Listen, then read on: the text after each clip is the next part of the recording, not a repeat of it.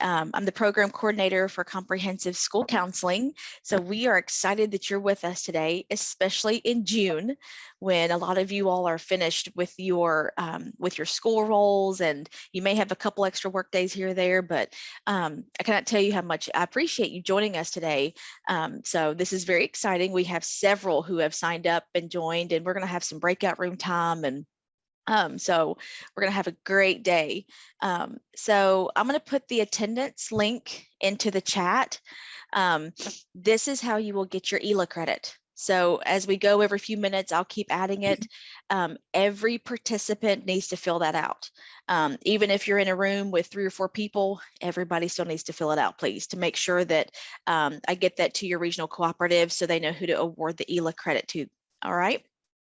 Okay, well, make sure you rename yourself with your first and last name, and you can put your cooperative with it as well. So that way we know when you do go to your breakout rooms, some of the different regions you're going to be collaborating with today. So we have John Burnett here. And I follow John on social media, and he is engaging and just thinks very differently about activities and ideas. And so I was very excited that we could get him with us today. So I'm going to let him just take over. And so, yeah, so thank you for joining us, John. Thank y'all for having me. Good morning, Kentucky counselors. I am so excited to be speaking with you today, especially in June. My name is John Burnett, and today we're going to be talking about setting realistic self-care goals and learning how to improve our mental health and reduce burnout. And I think this is the perfect time of the year for this topic, honestly, after finishing a school year. So I am excited to be sharing with you all. Before we begin, I want to jump onto an icebreaker, a virtual icebreaker. Have you ever played virtual Would You Rather? So the way it works is you're going to select which one you would rather do. So I'm going to give you 2 options, and you can drop in the chat. You can either put the number 1 or 2, or if you like, you can write out the word that's in yellow or gold. So let's start with number 1. Would you rather spend the day relaxing at the spa or take a solo hiking trip in nature? 1 or 2? Lots of 1s coming in. Okay, I see a few 2s. Okay.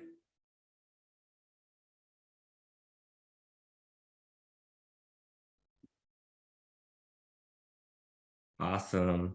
All right, let's move to the next one. Would you rather have a personal chef prepare your meals for you, or would you rather have a personal trainer to help you stay active? 1 or 2? Let's see what everybody's picking. This one's a little bit more mixed. That's good.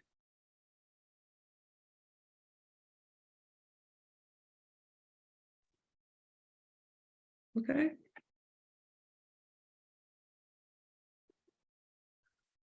All right, next round. Would you rather get a weekly massage or a weekly manicure and pedicure?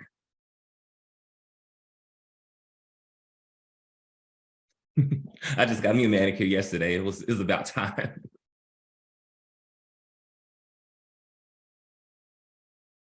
Both. I think that's fair.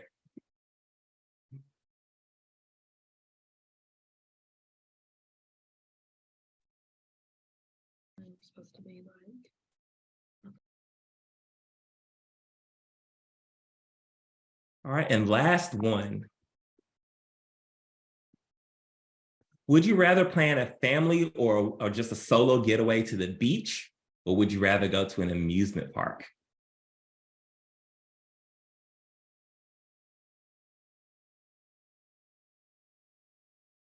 Lots of beaches, okay.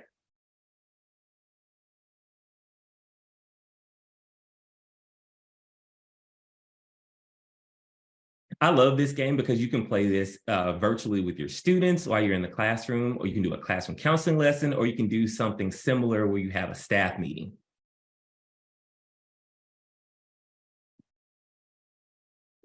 All right, so let's talk about what we're going to be talking about today. So our objectives, we're going to discuss the 6 different types of self-care. We're going to recognize the warning signs of educator burnout. And then we're also going to proactively thinking about lessons for next year or staff meetings or different trainings that you can do for your staff, students, or your families.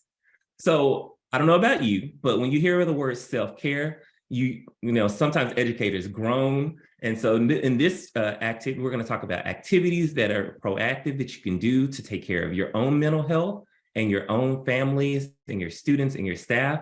We're going to go over realistic things that you can do, like as far as like trainings and different things that you can share so that you can make sure that you're taking care of you and your family. So it's going to be in 4 parts. I'm going to go over an introduction of myself. We're going to talk about how to prevent burnout and what leads up to it. Then we're going to talk about the different types of self-care. And then we'll lead into some program planning things. So some things as far as some activities for small groups, individual counseling, classroom counseling sessions, or even staff meetings with if you have your whole staff, like if you have icebreakers or different activities that you can do. So that's how we'll spend our time this morning. So I'm not sure if y'all have seen this line right here. I'm not sure what that came up to. I can't remove it for some reason. It's not on my end as far as the presentation, but my name is John Burnett. I am a content creator. This is my 13th year as an educator. So I've been an elementary school counselor. I've been a middle school counselor, Spanish teacher, an assistant principal. And then I also worked in the mental health field. So I was a family intervention specialist. I would travel to families' homes and do, well, not therapy, but necessarily helping them with boundaries, rule setting, de-escalation, and communication skills. And so that was actually my first job as far as mental health. And it really helped me in my role as a school counselor because a lot of the activities and things, interventions that I learned in mental health, I use those as my role as a school counselor. So as you can see, I have done admin too. At one point, I thought I wanted to be a principal, but I quickly realized that was not the right field for me. So I went back to my first love of being a school counselor, and that's why I am currently. I'm a middle school counselor. I am from Memphis, Tennessee. I don't know if you can hear it in my voice. So from the South, but I currently live in Houston, Texas. I've been here for about 5 years. And again, I am a content creator too. So in my spare time, these are my social media channels. So please follow because I share lots of ideas, resources, events, programs, all different things related to school counseling and education. So I'm not sure what's your form of social media, but I have it all. TikTok, I don't use my TikTok as much, but I am on there. I definitely use my Instagram and my YouTube for the most. So you can follow me at Counseling Mr. B. All 3 of them are the same: Instagram, Twitter, or Instagram, TikTok, and YouTube. Specifically on my YouTube, I started this 2 years ago because I noticed that there were a lot of school counselors in my Facebook groups who were struggling, who didn't really know how to begin their program and start with interventions to help their students, staff, and families. And so, as you all probably know in education, there's this thing where you just kind of get thrown into the fire and you learn as you go. There's no instruction manual for how to be a school counselor or how to be a teacher or anything. And so you have to learn by fire. And so I wanted to use the experience that I have to help other school counselors. So again, I use my school counseling YouTube channel to make sure that, we have all the things that we need, especially over the summer. So if you subscribe to my channel, do some PDs for free. I'm going to talk about ways to prepare for next year. So a lot of the topics that the counselors are recommending are building relationships with families, students, and staff. Some people want us to know some more about data, program planning. We're going to talk about a lot of different things. So I'm excited to share that with you, and I would love to have you join me on those trainings. And periodically, I'm going to be checking the chat. So yeah, shout out to middle school counselors. Of course, I've done elementary too, so I love elementary. The only field that I haven't gone into is high school, but I'm just partial to elementary and middle.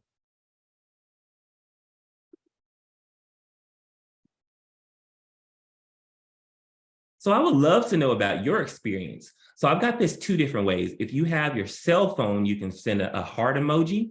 But if you don't have your cell phone and you're using the computer, I wanted to be sure to have different formats. You can just use the letter A. So how long have you been a counselor? 1 to 3 years, 4 to 7 years, 8 to 10 years, 11 to 15, or 16 to 20, you're that veteran over. So if you don't have your phone, you can use A, B, C, or D, E, and drop it in the chat. I would love to see how we're going here. Okay, see a couple E's, that's awesome. A's, I'm very partial to new counselors. E's, okay. Starting the 16th year, congratulations, that's awesome.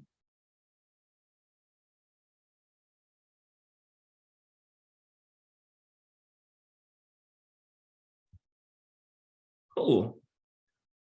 22. Oh, congratulations. That's a lot. That's really good, especially the way education is now. Hats off to you. Education has definitely changed. 32. Oh, that's awesome. Congratulations.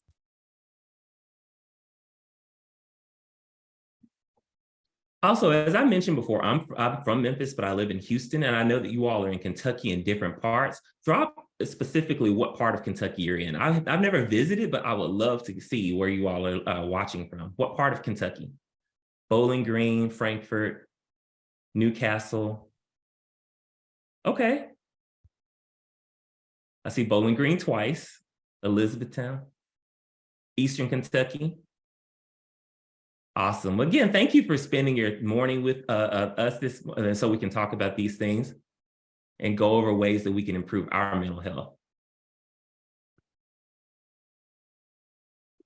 So a couple of housekeeping things.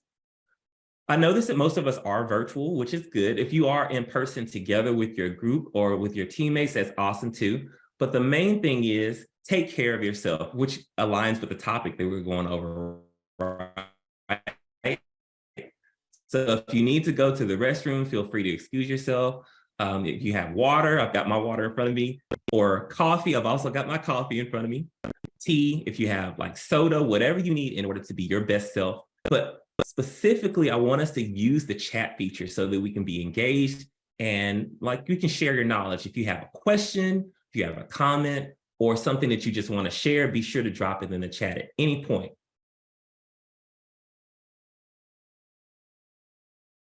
All right, so I like to start off with a quote. An empty lantern provides no light. Self-care is the fuel that allows your light to shine brightly. So as you know, as educators, we're expected to be on all the time. We have to be everything to everyone, our students, our staff, and our families. And sometimes we don't have enough energy or enough to take care of ourselves in the long run. And so that's what this quote resonates to me because, you know, we're not able to support anyone else if we can't take care of ourselves. And so we can shine our light brightly by making sure that we are fully taking care of our mental and our physical health. And so that's why we're going to talk about some practical ways to take care of ourselves, and we're going to recognize burnout and compassion fatigue.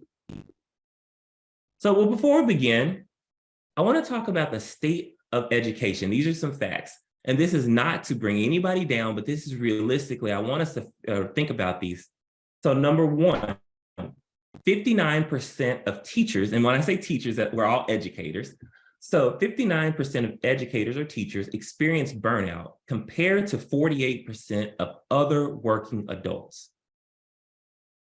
Number two, 27% of teachers reported symptoms of depression compared to 10% of other working adults. And number three, the turnover rate in the 2021-22 school year increased 14%, especially in urban and high poverty areas. Drop in the chat 1, 2, or 3. Which one of these quotes most resonates with you?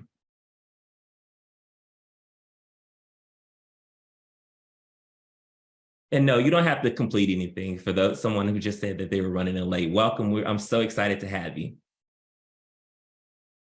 So lots of number ones coming in. I see a few number twos.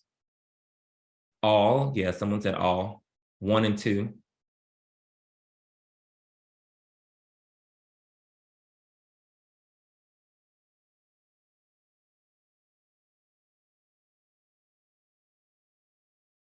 Mhm. So number one really stood, well, actually all of them stood out to me too, but number one and two specifically, especially number one, because again, there's certain parts throughout the year that are really hard. There's certain months, mainly October and like right before spring break, that are really hard. And then right before the end of the year because there's testing and things going on. But that's my personal experience. I don't know if you all experience that too. Those are just busy times for us as counselors, depending on where you are, your school district, and your needs. It may be a little bit different. But 48% of educators compared to other adults working in the field, that's a lot. And we really have to examine why that is and what we can do to take care of ourselves so that we can reduce that number specifically for us. So thank you for sharing that. All right, so let's talk about our why. When you hear there's a funny backstory with this. I used to use this phrase all the time until I realized on TikTok someone says that that's a gaslighting phrase for educators, and I was like, oh wow! So it really had me do some reflection. But when you talk about your why as an educator, most times people who are not in education use that phrase as a way to say, well, you're supposed to be stressed out, or you signed up for this, or this is what you wanted to do as an educator, so this is what you expect. And so I had to reframe my way of thinking that. I didn't realize that it had that negative connotation. But what I mean is that we are on the go all the time. We're on the go until we run out of fuel. And many times that we don't even realize that we're running low on fuel until it's too late, until, the things that we're just physically or mentally exhausted. And so today we're going to talk about some realistic things that you can do to take care of yourself. Not just going to give you a bunch of things that are just unrealistic, or these are mainly free or inexpensive things that you can do to take care of your mental health and recognize the warning signs so that you don't get like this picture here. So if you are excited to jump right in, I want to see in the chat, jot the word excited or ready. Awesome. Excited and ready. Awesome. I love both of those words. All right. So also throughout this presentation, it's not going to be just a bunch of talking. It's going to be some interactive things. So I've got some activities that you can do that you can take with you from your, and you can use them with your students in school counseling lessons, small groups, or you can even use them with staff if you have PD. So our first activity before we jump in is a Padlet. Is anyone familiar with Padlet before? I love Padlets. They are so easy to use. So I want you to describe your school year using Padlet. Oh, my bad. All right. So you can do this one of two ways. You can either type in this right here, this bit.ly code. It's case sensitive. So these two, the KY is capitalized, or you can scan the QR code. So when you scan it,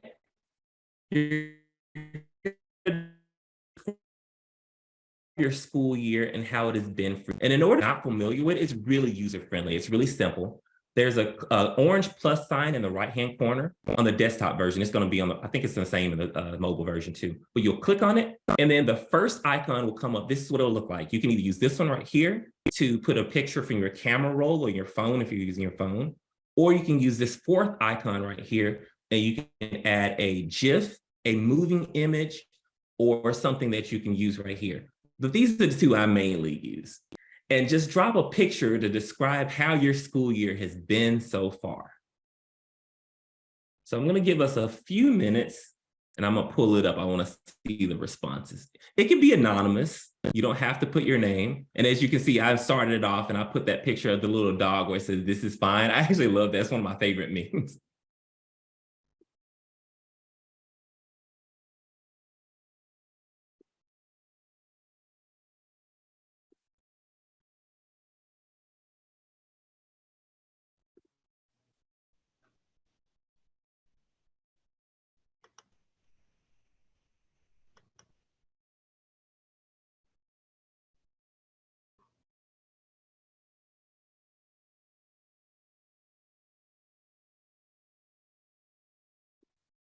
Awesome. I see a couple of them coming in. It's just loading really slow, but I see them.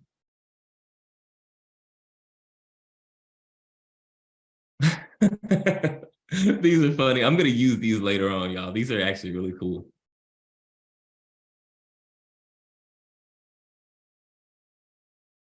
I thrive under pressure and chaos. I love that one. That's awesome.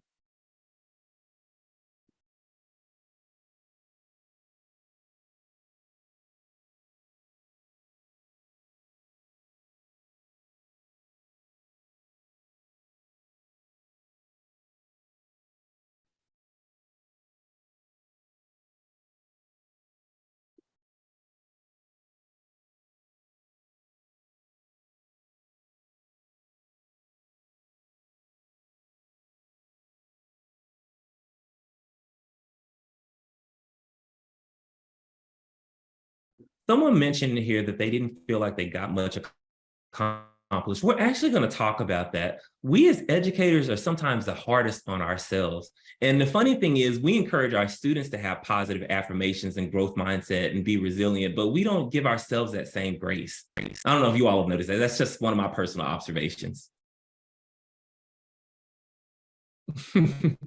I see one where someone's pulling their hair out. I love it. It's funny. Teacher shortage. Yes, that's a very real thing. This school year, I definitely experienced that on my own campus. We had an issue with getting subs, and so it was really difficult, but we persevered, we pulled through. All right, so I'm gonna keep that up and we're gonna go ahead and let's take about another minute and then we can move on. But again, I love Padlets, but I've used these in so many different ways. I use them for Hispanic Heritage Month or different activities where I had students share their favorite foods from their culture. And so they share lots of different things. There's so many different interactive ways that you can use Padlet. It's really simple, it's free, and it's really easy to manage. And so that it's not something that's too technological, for those who are technology challenged, it's not that hard. So add that one to your tool belt if you like this activity. Again, it's called Padlet.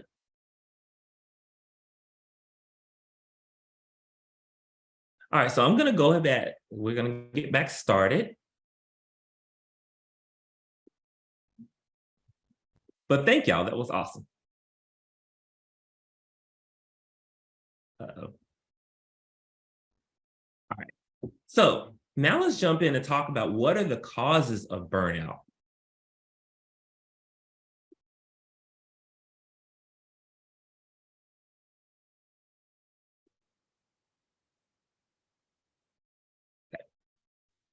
Before we begin that, we're going to talk about compassion fatigue. So I don't know if you've heard of this phrase before, but compassion fatigue, there's this really cool article that I read that's on the bottom of this page, and I will add this to the resources link that you'll get. So also just a note, I haven't mentioned it, but you will get lots of resources. So the things that we talk about in this presentation, you will get these so that you can use them for your own school, your own students, your families, and yourself. So just know that you're going to get some resources later on after this. But compassion fatigue, there's this really good article on positivepsychology.com. It's really amazing. And it talks about, what you experience as educators. But the definition that they use is that it is a form of stress or tension that arises from frequent contact with traumatized people, where we become preoccupied with the suffering of others. Now, I like to phrase that in a different ways for educators, for our own personal language, but we hear, see, and experience lots of things that our students, staff, and families experience, specifically their problems, their issues, and their concerns that they're coming in with, because we're helping professionals. And so we hear all these things and we see what's going on. We see the abuse, we see the neglect, we see the needs that are not being met, like housing, food, clothing, all these things. And naturally, as empathetic people, it's not hard for us to empathize with our students and take on that energy. And what we do, though, is if we're not careful, that can negatively affect our mental health and our mood and our physical health. It can cause us to get burned out quicker. So I'm going to share that article with you all in your resources. If you have some time, read it. It talks about 22 different symptoms that you can experience so that you can know that you're having compassion fatigue so that you can combat it proactively. But research says that in order to have compassion fatigue, you have to have empathy. And we teach our students all about empathy during our sessions, right? We love talking about empathy. Let me pause, make sure we don't have any questions in the chat. All right, so empathy is our response to the way, our students. We hear them, we know what they're going through, and sometimes we say, I understand. And for me personally, I've moved away from saying I understand because I may not actually understand. It may be more complicated than what they're even being able to verbalize or share. And so I validate their feelings, but I try very hard not to say I understand. I can say I understand how that might be difficult, or I can say something similar to that, just again, so I'm making sure to validate their feelings. But when we are, it's natural for us to try to understand and try to reduce the problems and make things better for our students in the moment. And realistically, we may not be able to do that right in the moment. We can only give them the tools that they can need to take care of themselves and their families. So it ends up becoming compassion fatigue, and it transitions over to stress when we take the things that our students are experiencing, or their families or the staff in our building, and we internalize it, and we go home and we can't stop thinking about it, or we can't sleep at night because of the things that are going on, which is normal. It's normal for us to feel compassion for our students. But again, if we're not careful, those things can affect our mental health and our physical health. So let's talk about, again, the article mentioned 22 signs for compassion fatigue and empathy, overload and stress. I'm just going to share a couple of them, and I want to see if these resonate with you.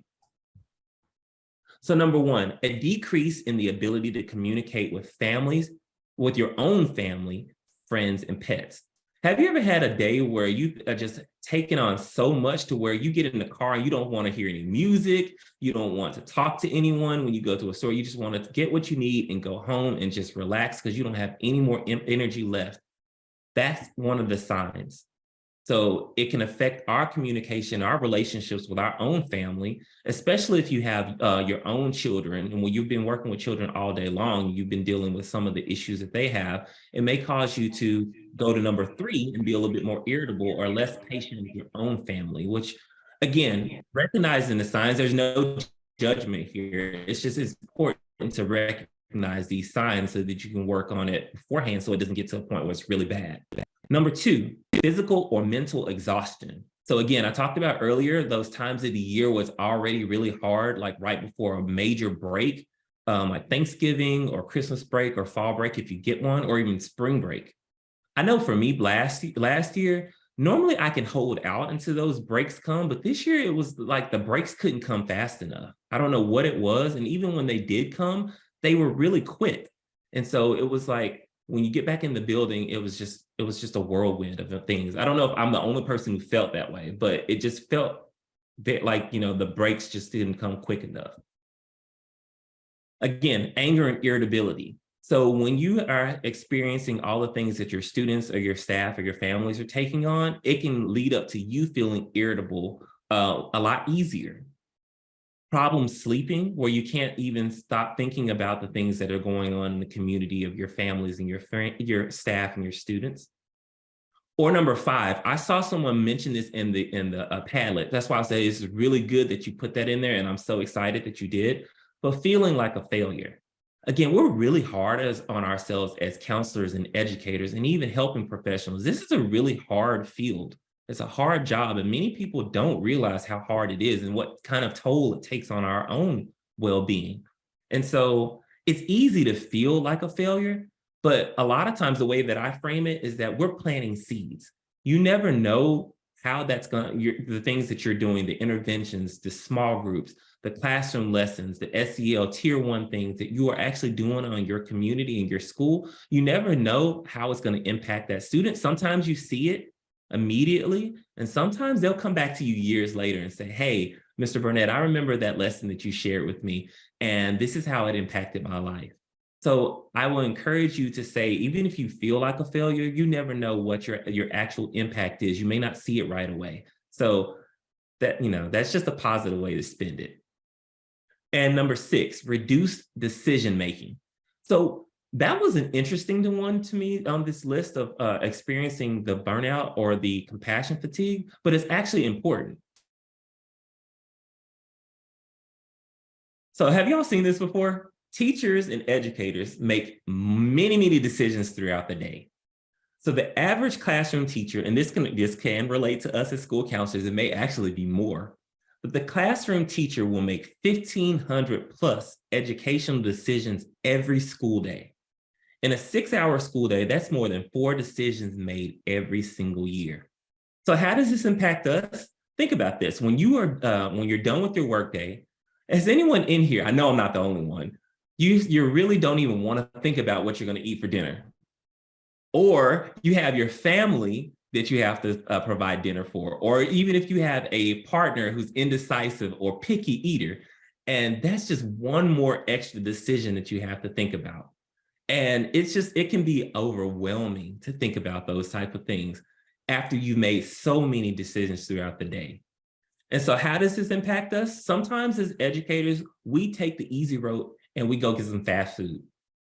And that may not be it may be easy, but it may not be the best thing for our physical health. It may not even be the best thing for our budgets. I don't know if y'all have noticed, but food costs have gone up. I went to Chick-fil-A recently, and a combo at Chick-fil-A now is like $10 to $11, and it did not used to be that expensive. And so again, if you're tired and you don't have any more energy to cook or do the things that you need to do, that can add to your budget.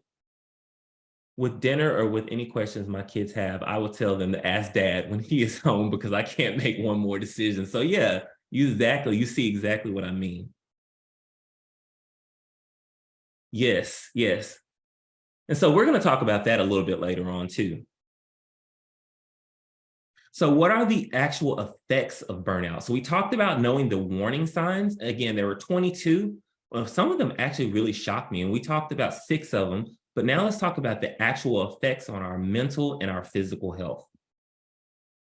And these are just some. Again, this is a judgment-free zone. So if you've ever felt these things, just know that you're not the only person who's ever felt it. I've felt some of these before.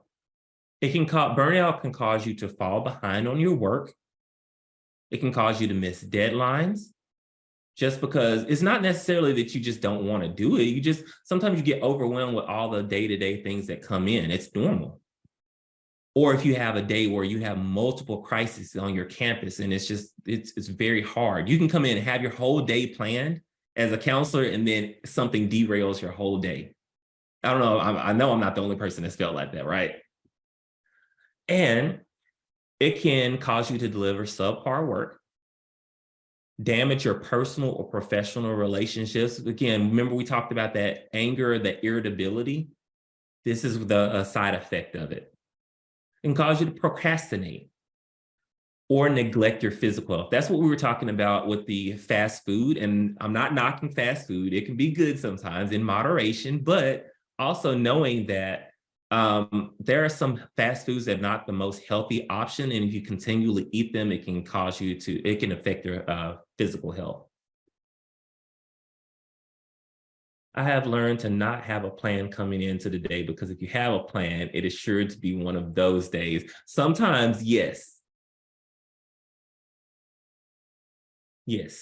So these are some of the things, not all, but these are some of the things that can happen with burnout. Again, this is a judgment-free zone, but if you've ever felt like one of these, drop the number in the chat. I'm going to drop mine too. And I'm going to be realistic. Even this school year, it's been number 1.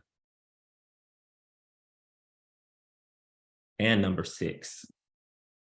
I'm trying to do better, y'all, especially over the summer. Now that I have some time to actually devote to my physical health, I'm going to do better. That's my plan. It's my June resolution. Okay, let's look at the chat and see what we're seeing here. Lots of 1s, 6s, 5s, 3 and 6. Yeah. And again, when we reflect on these things, it helps us to plan so we can do better moving forward. So again, it's not something that we can be hard on ourselves or, kick ourselves when we're already down. This is just a way to say, hey, this is a very real thing that has affected me, and this is how it's affecting me, so that I can do better moving forward, right? All right, so let's move on. So This is the part you've been waiting for. Let's talk about what things you can do to prevent that burnout. So we talked about what it looks like. We looked at the symptoms. We talked about how it can affect our health. Now let's talk about some ways to proactively make sure that we can relieve that burnout and that tension. So if you don't already have a notebook and a pen ready, go ahead and get it out, or you can use your notes app on your phone. And I want you to take a couple notes, something that resonates with you. So let's begin. Number one, set boundaries. This can look like multiple different ways. These are a few options. So email, for me personally, I make sure that I don't check my email when I leave. When I leave school, I don't check my email. And there's a funny story behind this. My second year as a school counselor, I checked my email about 9 o'clock at night, and I got a message from an angry family. And it made me really upset because, one, I couldn't do anything about it at the moment. I really wanted to respond in the moment, but the thing that really affected me is because I was sitting up there thinking about it and I couldn't sleep because it was such a big issue and I wanted to resolve it right away. And so I have learned to be very intentional about not checking my email when I leave the building. But again, that's only for me personally. That may look different for some of you, specifically in the roles that you have. But I know for me, I don't check my email. Phone calls, same thing. When it comes to work-related things, there's only a few people who can call me on my personal cell phone after work is over. And generally people don't, but I try to avoid phone calls and texts about work when I'm actually off work. And I never take work home, with the exception of maybe once or twice a year when I'm working on, I'm a middle school counselor, and if y'all can relate, sometimes you have to do scheduling because it's a grueling task. And there's this school year, that's only one time that I've ever taken work home. And it was because I had to make sure my students' schedules were ready for the school year. But I've learned not to take work home because I would take my work bag, put it in my trunk, and it would stay there the entire day and overnight. And then I was like, what's the purpose? I might as well just leave my stuff at work because I'm not using it anyway. Now this one, take your PTO. You may have to schedule it with your supervisor, of course, your principal, but don't feel bad about taking a mental health day if you need it. It's much better to take that day and take care of yourself than to come to work and not be productive. And so I've learned to take my PTO. This year, thankfully, my school district gave us 3 wellness days. And so that was really amazing. They told us there's certain blackout days that you couldn't use, like testing days and things like that. But still, it was awesome to have that. And I put this last one, gossip. I just wanted to put it in a funny way, but I try hard not to vent about work too. And this is just me personally. So this is my suggestions that work for me. I don't vent often about things that are going on at work because when I leave work, I don't want to talk about it anymore. It's a boundary that I've set for myself. Now, venting may work for some people, but it just doesn't personally work for me if I want to make sure that I'm taking care of myself. So drop in the chat, which one of these works for you or something that you're thinking about doing as far as setting a boundary. So again, all of the above, okay, the email, the gossiping, no email at hurt. Yeah, right. Also and I hate to say this, but like I try to avoid certain spaces only for my own mental health. And I know that sometimes teachers' lounges can be one of those places where you walk in and you're hearing things and it can trigger you. And so for me personally, when I eat my lunch, I eat it in my office or I'll eat it with my teammates. Right. So that's rule number 1 as far as setting boundaries. So let's move on to number 2. Thank y'all for sharing in the chat what you do. I'm glad to know. All right, number 2, create an organization system or revise your organization system to see what's working for you. So I have a planner, as you can see in the picture, it's an ARC planner. I bought it from Staples. It has one of those things where you can actually have a different hole punch and you can put your own things in it so you can switch out some of the things. I love stickers. So as you can see, that's one of my things. And I decorate it to make it look for me. But that planner helps me tremendously. It helps me to stay organized. It helps me to keep up with deadlines.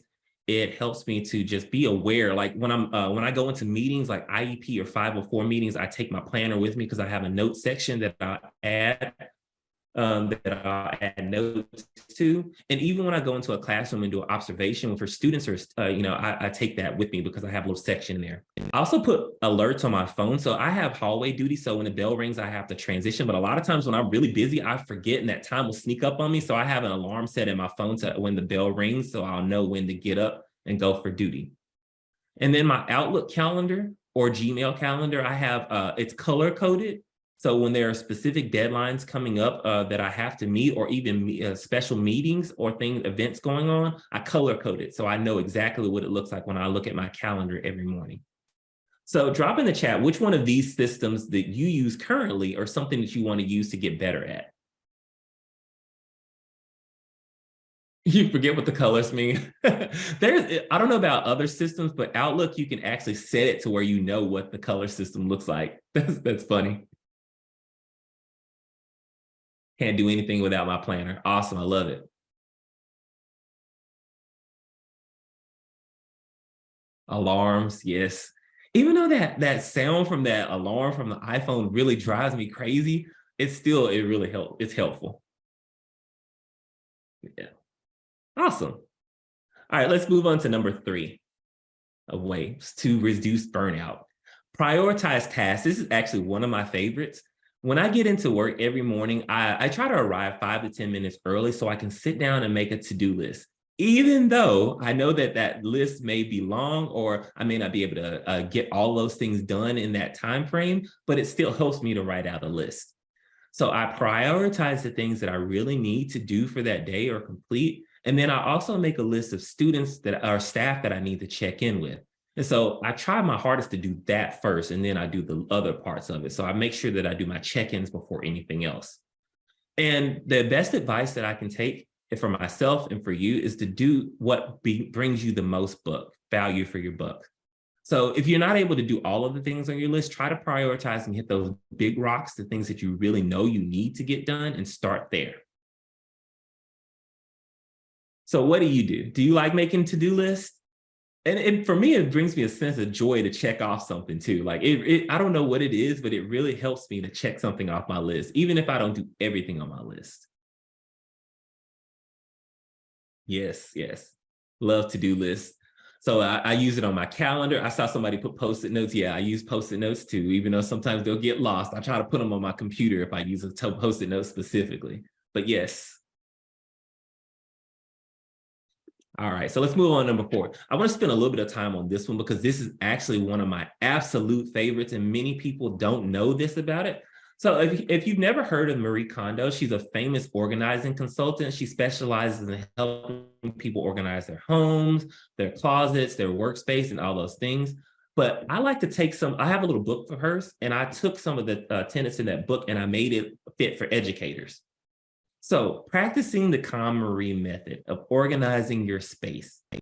So before I leave the office, before I leave for the day, I make sure that my desk is clean and clutter-free. That's just something that I do because when I walk in the next morning, it brings me a sense of peace to know that my desk is cleared off and ready for me to start the day. So I've come in before and I made them at home. And then when I came back the next morning, it stresses me out. So I have learned the day before or before I go home to clean off my space and organize. Doing what brings you joy. So what that looks like in the educator sense, let's go back to that to-do list. So let's say you have a lot of things to do and you get overwhelmed. You're like, I'm just really burnt out with this. Take the time to step away and do something you really enjoy. I love doing bulletin boards. I love being creative and making classroom lessons. So sometimes when I'm overwhelmed, I'll take a minute to stop, pause, and go do a bulletin board or do something creative to bring back that sense of joy. You're still doing things that you really need to do for your program or for your school, but now you're doing something that benefits you to help you get back to where you need to be. Cleaning up your to-do list, your email list. So for me, there's 2 ways to do this. You can delete old messages, which I do. So I don't like having a whole bunch of messages because it's hard to find things, and create specific folders. So I make folders for everything on my email list, like student check-ins. I'll make folders for teachers or like for tasks, different things. And it helps me to organize. So if you ever have, you're looking for email, you don't have to scroll through. You can just go directly to your folder and know where things are so you can easily get to them. And then same thing with organizing your digital and your physical resources. So I have Google Drive, and I try to keep my Google Drive and my desktop clean and clutter-free because, again, let's say you have a student who comes in and they're in crisis and you need to go through or find a resource for them, like coping skills.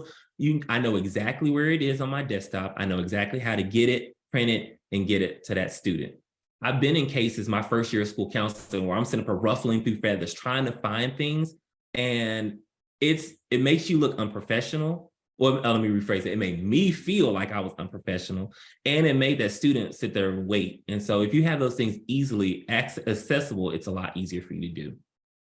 And then delegating tasks. So if you're one of those type of people who have a lot of things to do, a school counseling advisory is awesome. Or if you work with other counselors and you work as a team in the middle school setting specifically, and sometimes the elementary setting, you can have a co-counselor too. But delegating those tasks so that you can take some of the workload off of your own plate. So I also have a video on my YouTube channel where it talks about 6 different ways to stay organized as a school counselor. If you have some time, please check that out in your free time. It just goes into more detail of how you can stay organized so that you can impact your mental health. So which one of these do you either already do or something you're interested in learning how to do for the next school year to be better? So I'm going to drop in the chat.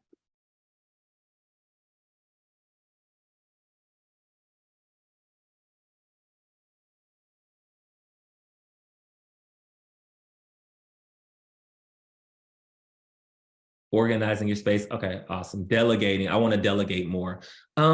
It's really important and impactful. It just takes some time to get used to it because sometimes it depends on what kind of environment you've been. And delegation is a trusting process. You have to trust and release and know that the people that you're working with are going to be able to do those things and do them efficiently and well. And for me, that was the hardest part. And I'm working on it. I'm getting a lot better, but the trust part of it. Because we all know that we have a certain way of doing things and we work in excellence. And you have to release that and make sure that you know that the person you delegated to is going to, fulfill that same task with the same due diligence. So I don't know about y'all, but that was the hardest part for me getting over. I need to clean up my Google Drive. Yeah. One thing that I want to do over the summer is like making sure that everything, I'm just going to go through and do a fine tooth comb and make sure it's done. And I'm not something I'm going to spend a lot of time on. It's just going to be a couple of minutes where I spend and get that done. Organizing workspace. Awesome. Delegating more, and purging. I didn't talk about this. I did that a lot before this school year is over. I threw away a lot of stuff that I haven't used. If I haven't used it in 3 to 5 years, it's going in the trash. It's more than likely I'm not going to use it, or I donate it to someone else. I donated a lot of things to another school counselor. I have a friend who just recently had started being a school counselor. And so I gave him a lot of books that I hadn't used in years. And you never know, it may help someone else. It just didn't help me at that point. So definitely purging. I threw away books with copyrights before 1990. Yeah, exactly. Our field changes so much. And so you have to be updated for the things. Some things you can still use, but a lot of that stuff is like, yeah, I threw it away too. All right, and number 5, the last one, is practicing self-care. And we're going to talk about this in greater detail in a moment. I just wanted to mention that this is a way to reduce that educator burnout. But we're going to transition in a few minutes to 6 different types of self-care. But I just want to be sure that you are aware of practicing self-care. So, do we have any Office fans in here? I love The Office. It's actually one of my favorite shows. It's one of those shows I can watch in the background and I'm doing things and it just brings me a sense of joy. I love this show. So there was an episode where there was an emergency drill, or Dwight was like, he made this crazy drill, like a fire drill. And you see everybody was all in a panic because they weren't ready. And so this made me laugh because I was thinking about, as educators, we talk about fire drills, we talk about all those emergency drills. And we have plans for those. We have a red folder at our school that we have that's called our emergency folder. But do we have an emergency plan for our self-care? Do we have an emergency plan for our mental health, for our physical health? And that's what we're going to talk about in this next portion of our session together. So I want to look in the chat. Do I have any Office fans? I hope I have some. It's an amazing show if you've never watched it. It's hilarious. Yes. All right, so let's talk about our emergency plan. So we're going to break out in our breakout session. So before we do that, I want to share what we're going to do. So in our breakout room activity, this is going to be like a little competition. So if you are in groups, physical groups with your team, you can work in groups of 3 to 4. If you're virtual, you can still do this, and there's a way I'll show you. But you can do this one of 2 different ways. I try to make sure that there were a lot of different ways that you could access this. If you want to do it on paper, you can write it out. If you want to use your notes section of your phone, feel free to do that. There's a Google slide that you can do, and I'll show you what it looks like in just a second before I release you. You can access it here, or you can scan this QR code. So what you're going to do is you're going to write out the word self-care vertically, and then fill in that acrostic with examples of ways to take care of yourself using either words, phrases, or a complete sentence starting with that letter. So I'm going to show you an example, and I'm going to come back to this right here. Okay. All right. So if you use the Google form or the Google slide that I created, and I'm gonna go back to, this is what you can access it. You can either scan this access code right here, the QR code, or you can type this in. But when you do it, make sure you make your own copy. So what you'll do is you'll go into the left-hand corner, click File, and make a copy. So that way everybody has their own individual one. And you can type in. So start with the letter S. And for this one, I'm just gonna give you an example. You can use this one or you can use your own, but stop to smell the roses or the flowers. You're just going to give examples of different ways to take care of yourself using each letter from here. So you can do this again. Let's breakout to breakout sessions. I'm going to type it in the chat so you have it too. So it is, and it's case sensitive. It's all lowercase. bit.ly.org. Oh, hold on, I got it capitalized. Let me fix it.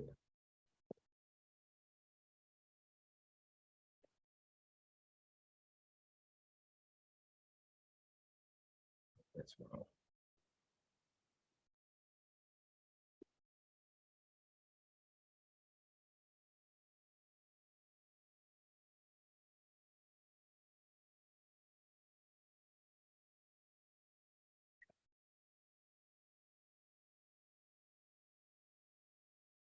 All right, so let's take about 5 minutes, and you're gonna work with either, if you're at home and you're virtual, you can do it on your own, or you can work with your group, and let's come up with some creative ways to fill out this acrostic with self-care.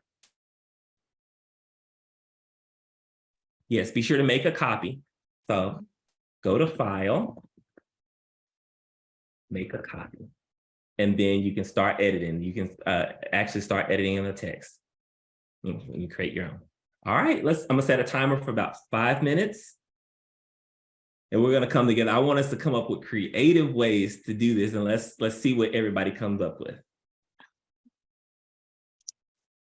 Let's see.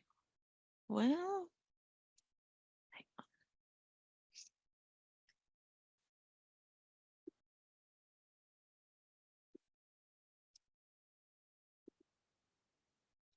let's see. Hang on just a second, John. Looks like it's not sending them to their breakout rooms. Give me just a No minute. problem. I won't start the timer yet. It's no big deal.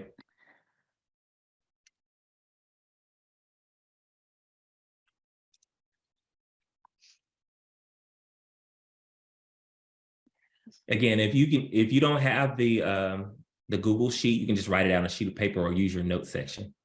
I tried to make it so where you have multiple ways that you can do this.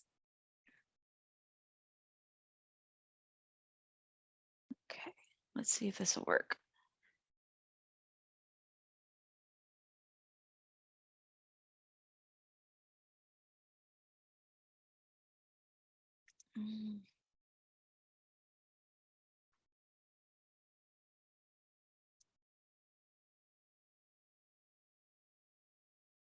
Still not sending them.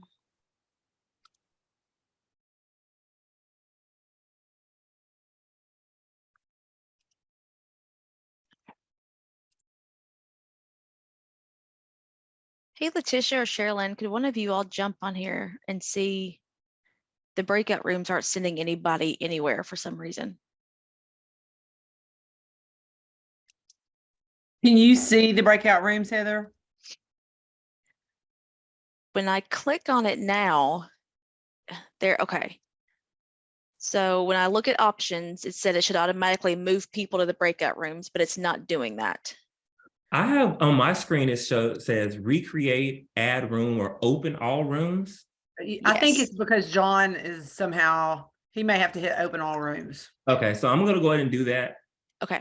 See if it Try works. that, John. Sorry, Okay. John. Thank Oh, no, it's you. fine.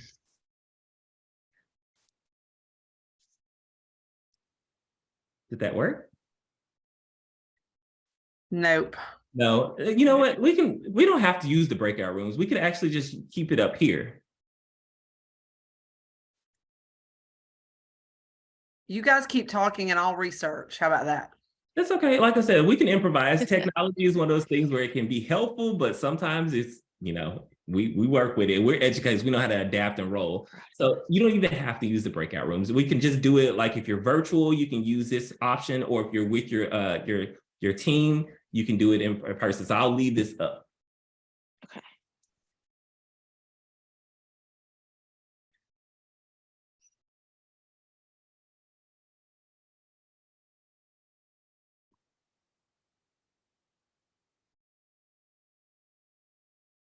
I wonder if it's because we're a co-host and not the meeting organizer, Heather, but that's worked before, hasn't it?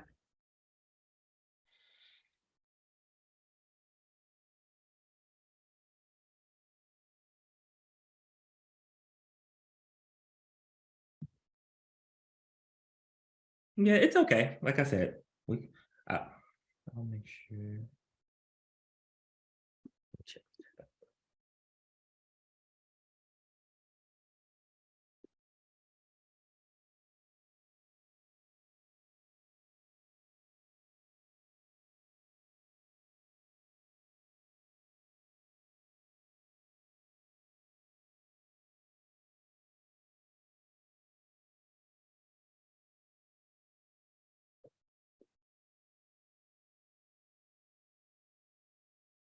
Kristen, I love Parks and Rec too.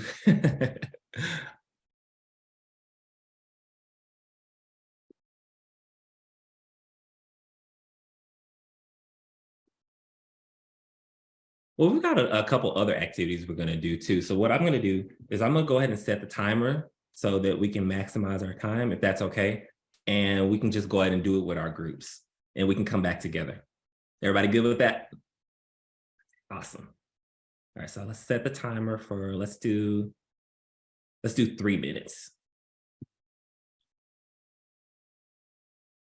Hats off to Samantha. She's already started some. I'll share them in just a moment.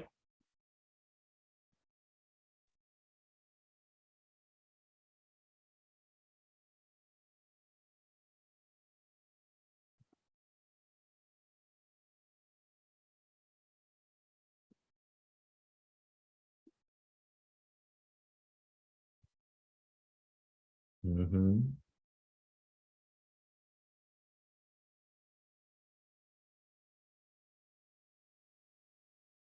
Look at Kayla using something that we learned in our session today. Awesome job setting boundaries.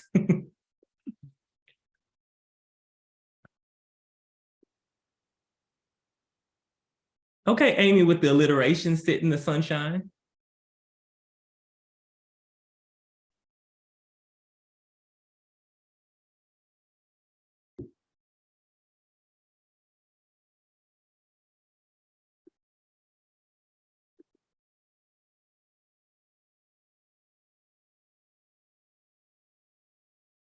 A is for animals. I love my pets too. I have a Yorkie and a poodle.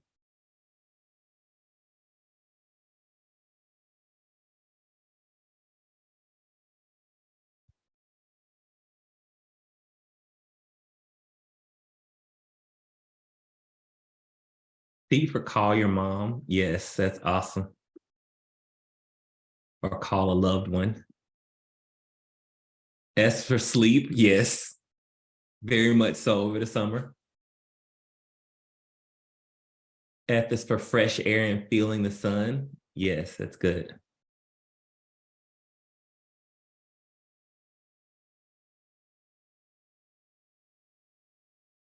Leave work early.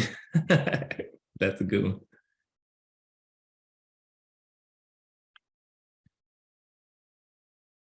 Yeah, see the good. I like that. Seek help. That's really good too.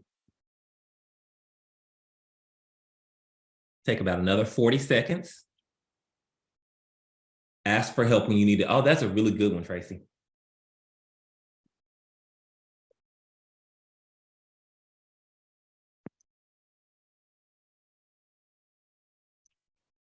John, I may have fixed something. Do you want me to try to put him in a room for just a couple of minutes or just stay whole group? Let's stay whole group because we've got some other Okay. things that I want us to do, and it's just so we'll have time. Okay. But awesome. Perfect. Thank you. Okay. Sorry. No, it's fine. Oh, I love that one. Accept my flaws, so we know how to like adjust. Well, these are really good. These are really good. Ooh, see that sound again, right? It makes you jump every time you hear that alarm sound. All right. So keep these in mind. So when we transition into the next part, now we're going to talk about 6 different ways for self-care. Now, these are some options that are free or very low cost that you can do to take care of yourself, that are realistic, that you can proactively create your simple plan for yourself. Count your blessings. I love that one too. That's awesome. All right, before we begin,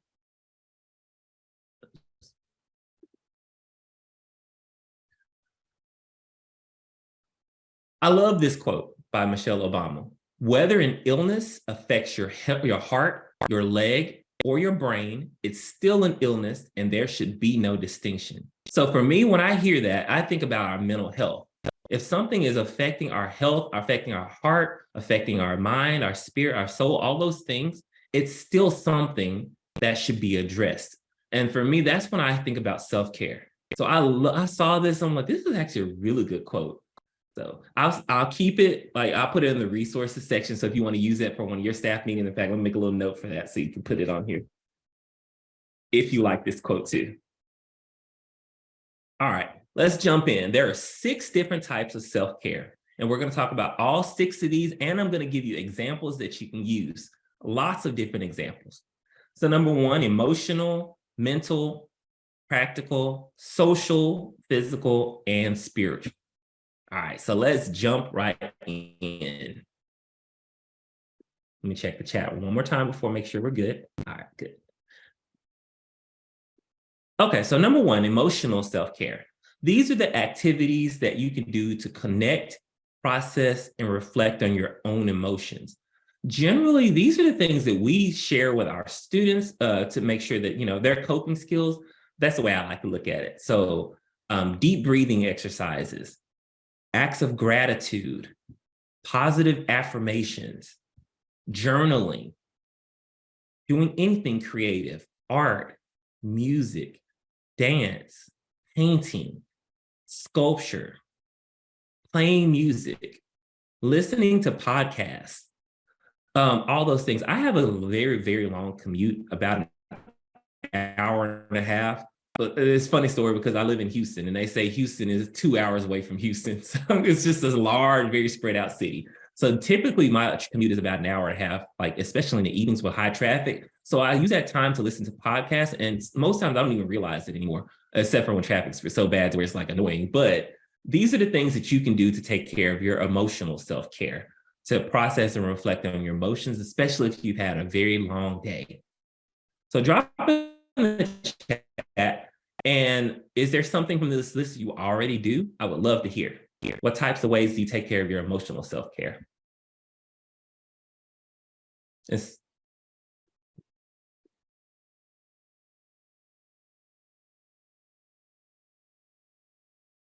listening to music. Yes. I see, oh, music on here a lot. A gratitude journal. Another thing that I do is I try to think about things that I'm grateful for. At the end of the day, I think about all the small wins that I have, and I try to think about something that went well from that day. And that's how I reflect on, you know, the end of the day. And it's a really good way to work on your emotional self-care too. Playing the piano, that's awesome. Being crafty. Podcast, yeah. And this is not an exhaustive list. So there's other ways that you could do. These are just some. I end the day with my kids and talking about our favorite parts of the day. That's really good. That communication, that's awesome. Audiobooks, awesome. Listening to music, motivational speakers, Christian podcasts. Okay, awesome. Conversations with mom, yeah. So that's the emotional self-care. Let's move on. Thank y'all for sharing those. This is an activity. So this is something that you can use, and I try to put the audience so you're all aware. You can use this with your students. If you do like you can use it individual, you can do this a classroom counseling lesson, or even small groups. You can use it for yourself when you make your own playlist, or you can use it with staff. I've done staff icebreakers where you play music and create playlists. It's really awesome. But what you do is you can create a stress-free playlist and share with your staff or your students. Everyone should think of a song or songs that bring them joy, and then you create that list. And so you can use technology to do this. I use either a Google Sheet, you share that out, or Google Form, so they can just fill out like a survey. You can use the data. Either one of those works really good if you use technology and like Google. But what you do is, let's say you have a student who comes into your office and they're having a really bad day. If they already fill this form out, you can find that song, and while you're working with them, play that song in the background, if it's something that's appropriate, of course, but you play that to give them that sense of calm. And then you can work on that coping skill with them while you're playing that song in the background. I've used this many, many times. It's a really good icebreaker activity. It's really fun and it's really easy to do. And again, it's free. I love free things. So a lot of things on this list, I'm going to give you are free and very low maintenance things that you can do. So this is an activity, and you will get this in the resources. So you'll get the instructions to this too. All right, so let's move on to number 2, mental self-care. These are activities that stimulate your mind or your intellect. For example, reading for pleasure, solving puzzles, playing games like chess, checkers, or these are just some examples. Going to museums. Houston has some amazing, amazing museums. So over the summer, I like to go to the Natural Museum of Science. It's really awesome. They've got like dinosaur exhibits. They've got Egyptian, like lots of different things under the sea. And it just brings me joy to sit and go to read the exhibits or watch them. Doing hobbies, any type of hobby, or do-it-yourself projects. Either you're working on something in your home, or you are just learning how to get better at something, watching YouTube videos and learning crafting. I heard someone mention from the last example, all of these. Learning new skills, taking a digital detox from social media. And I like to pair that one with reading. So before I go to bed, I'm trying to be very intentional about putting my phone down for at least 30 minutes before I fall asleep and reading an actual book. It helps you to fall asleep better, and it helps you to just kind of de-stress from the day. Because, I mean, no judgment, again, it's easy to get on the phone and scroll through, and you lose track of time. And sometimes you lose sleep because you're scrolling on your phone. And it may be a stress reliever for some, but also, again, there's some balance. So any of these that you do already for your mental self-care, drop them in the chat. Puzzles, okay. Do it yourself and traveling with your boys. Reading, okay. Reading, I see reading twice. Playing guitar, that's awesome. Different do-it-yourself projects. Wordle. Yeah, there's lots of different games that you can use for, on your phone that are pretty awesome too. Digital detox, yes. Deleted social media from my phone, okay. Sometimes it helps, especially when there's a lot. Social media can trigger us, and the news too at times. And so sometimes you just have to take that break and not watch those things or not intake them. Planning vacations.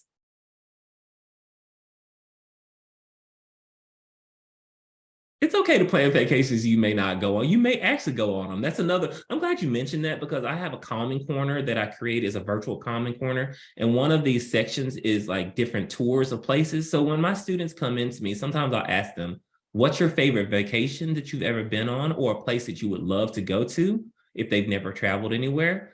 and they'll tell me somewhere like Greece. And so what I'll do is I'll go later on and I'll find virtual tours of Greece and I'll play that for them. And it gives them a sense of hope, something they can plan for later on in their life.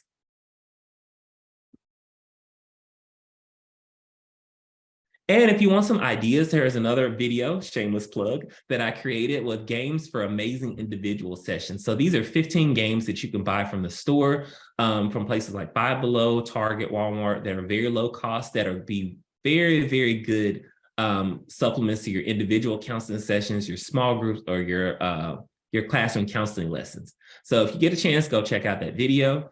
It's on my YouTube channel, Counseling with Mr. B. But it's really cool. I mean, I love playing games with my students. It's a great way to have them open up to you and break the ice. So yeah. All right, let's move on to the third one. Oh, I'm sorry, activity. So this is one that you can do for yourself. You're the audience. You don't have to do this exact one. You can actually do this many different ways, but find a YouTube, go on YouTube, find a new recipe, and cook dinner or make a snack for yourself or your family. If you like cooking, this is just an example. Or even if you don't like cooking and you want to get better at it, there's many different ways to watch people like cook, and you can learn to be better. Because remember, we talked about the budgeting and we talked about finding ways to like reduce our eating out. This is the way. So just a cute little activity you can do. You can encourage your other students to do it too. So number 3, that leads us into practical self-care. Before we go into this, this is the one where most times educators don't really think about this as a form of self-care, but it actually is, and it works for some people. So this is a thing that you do to complete tasks and establish order in your life and eliminate future stress. And what that looks like is creating budgets. We talked about making to-do lists, taking professional development classes for fun. You ever sign up for those classes and sometimes you don't actually even go to them and you have to end up watching the replay if you do and if you don't. But I mean, hey, it's just a form of self-care. Organizing your home, closet, or workspace. Remember, we talked about Marie Kondo and that method of organizing. Cleaning up your email and purging resources. These are just things that some people love order, and they just like, that's just something that they do to take care of themselves, and it brings them order to clean up and make sure things are organized. And so this is an example. Do you use any of these already? Drop in the chat if you use any of these practical forms of self-care.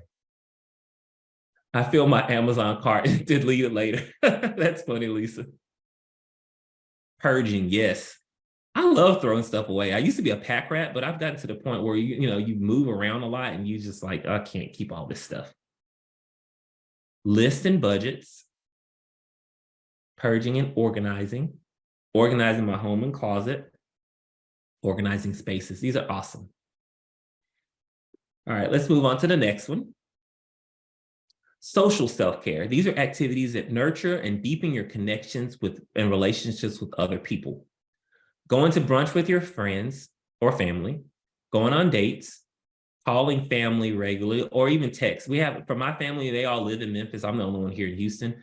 And we have a family group chat where we talk all the time. We share memes, we share funny things. And so it's just a way to keep in touch. FaceTiming. And also, you can't see it on here, but I put it, someone from another training that I was talking to mentioned, what about introverts? Introverts can do the same things. You can take yourself on a dinner date, or you can take yourself to the movies, or do the things that, that nurture your relationships with yourself. So drop in the chat, if you do any of these already for social self-care. Brunch is my fave, yes. Calling friends and family, date nights. Going out with friends, awesome. A girls' night, okay. Outings with friends and FaceTime, good. Okay, I want to move on just because there's this really fun activity that I want to get to towards the end. So thank y'all for sharing these. All right, number 5, physical self-care. You probably know this, but there's some that you probably wouldn't even think about that are forms of physical self-care. These are activities that improve your physical health and well-being. So going on walks, biking, hiking through nature, getting enough sleep, which is a big thing to increase your mental health and your well-being. Drinking lots of water, getting manicures, pedicures, getting a haircut. I don't know about you all or hairdo. It makes me feel really good when I get that fresh hairdo. It increases your self-esteem and it just helps your overall well-being to feel and look good. Getting weekly massages. There's one thing that I forgot to add on here, but food prep. So if you do your own food prep or you order food from different services, there's this one that I use, what was it called? Cook Unity. It was really good. And so that's a way to reduce having to worry about what you're going to eat for dinner. If you can afford doing meal prep services or getting your own meal preps. There's this TikTok that I also watched recently where they talked about going to places like Logan's or Texas Roadhouse and getting those family meal plans. And so you pay like $40 and you get like 7 or 8 chicken breasts and you get like different veggies and things like that. And you pack that up and you make your own food prep. That is so inexpensive. I'm like, that's a really good idea for somebody to do. So I don't know if you've heard that. There's a TikTok trend where people were doing that. Just go into restaurants, getting those family packs and creating your own food prep with that. So that's an idea that's inexpensive. Because think about it, it's $40. I don't know about y'all, but sometimes you can go out to eat and spend $40 on yourself. But you're thinking about the whole week. So what do you do already for physical self-care? Drop that in the chat. Another thing that I do while I'm at work that really helps me for physical self-care is when I get tired of being in my office or I need a change of scenery, I will take my work and go sit outside to get some fresh air. We have picnic tables at my campus, and it really means a lot to have a change in scenery, and it helps you to be more productive. Lifting weights, nutrition tracking, pedicure, taking a walk, walking a lap. Awesome.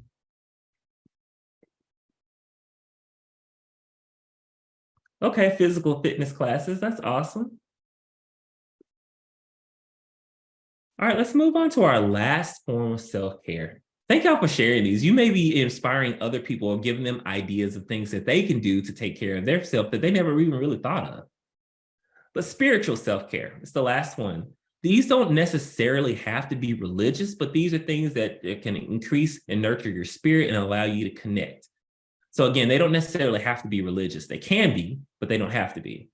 Examples include meditation, like deep breathing exercises, yoga, praying, if you are going to a place of worship, if you are a spiritual person, being in nature. So going for walks in the woods or the beach or hiking, or just a walk in your neighborhood, in your community.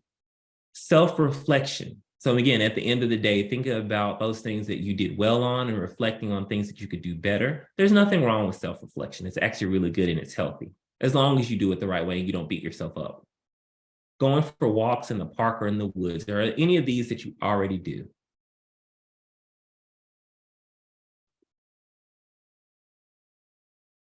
I've tried to be more intentional about joining groups for Bible study and such. It's a good way to be spiritual and social. That's awesome. See, there you go. That's a good way to combine them. Good job. Definitely going outside in the sun, praying, nature. I love hiking at the beach now.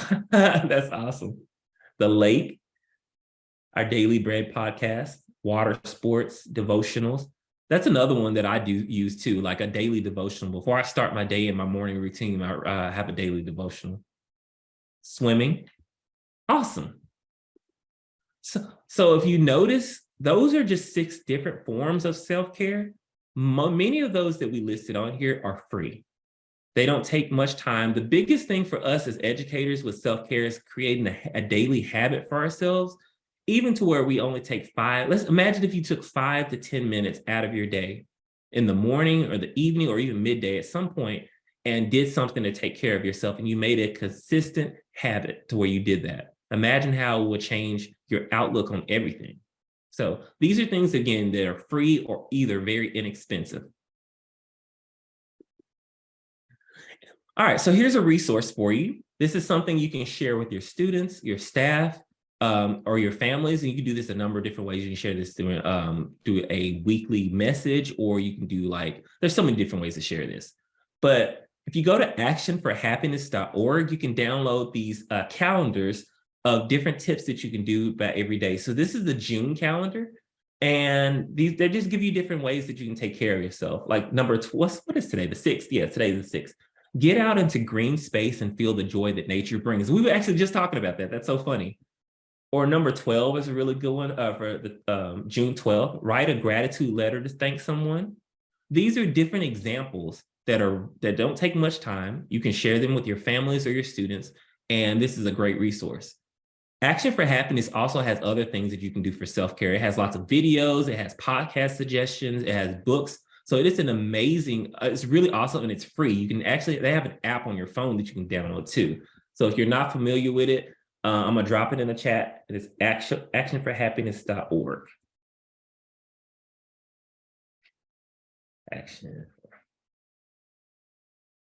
Save that in your toolbox, and you can use that later on. But again, they have free resources that you can use. If you're one of those people who are stuck and don't know what to do, this is an example of something you can use and you can share later. Has anybody in here used Action for Happiness? Have you heard of it? Drop it in the chat, just yes or no. Yes, okay, awesome. Okay, I love to see no's because it's a different way to say, wow, okay, I got a new resource. Awesome, good. Okay, so another quote, I love quotes because they're good transition activities and they're good icebreakers for discussion too. Self-care means giving the world the best of you instead of what is left of you. So we think about that, think about all the things that we talked about as far as compassion fatigue and compassion overload and stress and burnout. We can't be our best selves for our students, our staffs, or even our own families if we don't have any more energy, we don't have anything else to give. So we have to do those things to refuel and take care of ourselves.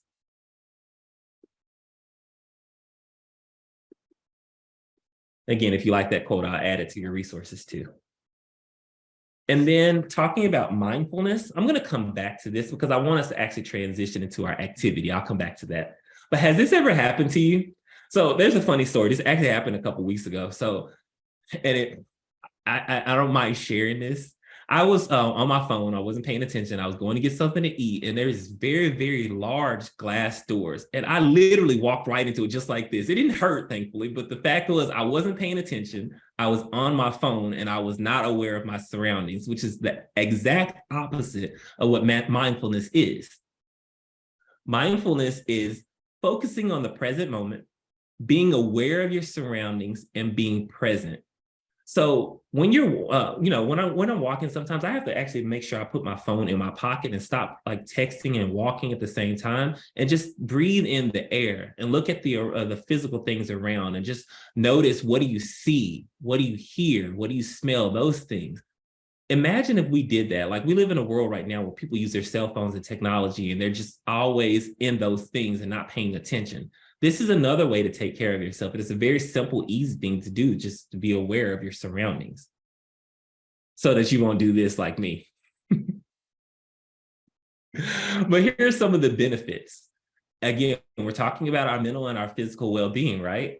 So this mindfulness and deep breathing and being aware reduces stress and anxiety. It's medically proven to do these things. Increases your feelings of calm and relaxation, reduces chronic pain, improves your self-confidence and your self-esteem, increases your energy and your productivity levels. So imagine, that's why we share mindfulness activities with our students. We talk about how they can be present and focused and increase their productivity. And it boosts compassion for yourself, others, and our communities. So again, easy things that you can do to make sure that you are maintaining your own mental health and wellness. Drop in the chat. Do you use deep breathing? Do you use mindfulness activities presently?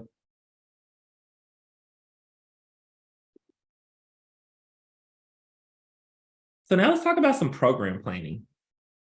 I know you were probably thinking, I am on summer break. I don't want to think about next school year. I just really still trying to reflect and get over this last one. But trust me, these are some activities that you're going to want to take note of because they will help you, but they will also help your students, your staff, and your families, and they're fun. There's some icebreakers, especially the one we're going to do in a moment. And it's just a really good way that you can use. So we're going to talk about some program planning things. Everyday mindfulness, mindfulness activities all the time. Awesome. So This is our activity. If you don't have the materials, it's okay. What you'll do is I'll just share how to do it, and you can do this either with your staff. This is a great staff icebreaker that you can use for at the beginning of the year or something to reinforce the importance of self-care. But it's called, what are you bringing home to your family? And you will get the instructions on how to do this. We're going to do it together, but you will get the instructions. It's a very powerful demonstration. I saw this at a counselor conference that I went to, and I got permission to share this, but I'm going to give you what you do. Okay. It's a couple different rounds. Type ready if y'all ready. I want to make sure everybody's in a good space. The first thing you'll need is a styrofoam cup. I have an old Chick-fil-A cup that I had. You'll need a styrofoam, for this part of it, you'll need a styrofoam cup. You'll need a sharpened pencil. And that's really all you need for right now. And if you don't have a pencil, you can use a pen. It's either one. You just need something sharp enough, okay? Awesome, ready, ready, ready. All right. Now, what are you bringing home to your family? So what I'm gonna do, and if you're gonna do this with your staff, what you do is you come up with some scenarios. You're going to read aloud, or I'm gonna read them out. And when you hear something that affects your day negatively, you're gonna poke a hole. So anything, when I read these scenarios out, if you've experienced that, or you know it will definitely impact your mood in a negative way, you're gonna punch a hole in your cup, okay? All right, number one, you just warmed up your coffee, but you got a call that a student needs to see you. Poke a hole, right? Cold coffee is nothing worse than cold coffee. You may be able to warm it up, but still. It is 3:50 p.m. right before dismissal, and there's a student in crisis. Man, I just want to go home. And now I got to make the CPS referral? Ugh. That's another hole. You open up your email, and your parent and a family has sent you a not so nice, long email complaining. Poke a hole in that cup, right? This one may apply to teachers, but the beauty of this is you can change these scenarios out. Your sub from yesterday let the kids have free play because the teacher lets us. Poke a hole. Now you walked into your classroom and there's a mess, or your office. This could actually work with counselors too. You could say that the counselor lets us use their stress toys, their fidgets, and then you come back and now all your stuff is gone. All right, this one, oh my gosh, this one. You forgot your lunch on the kitchen counter and now you're hungry.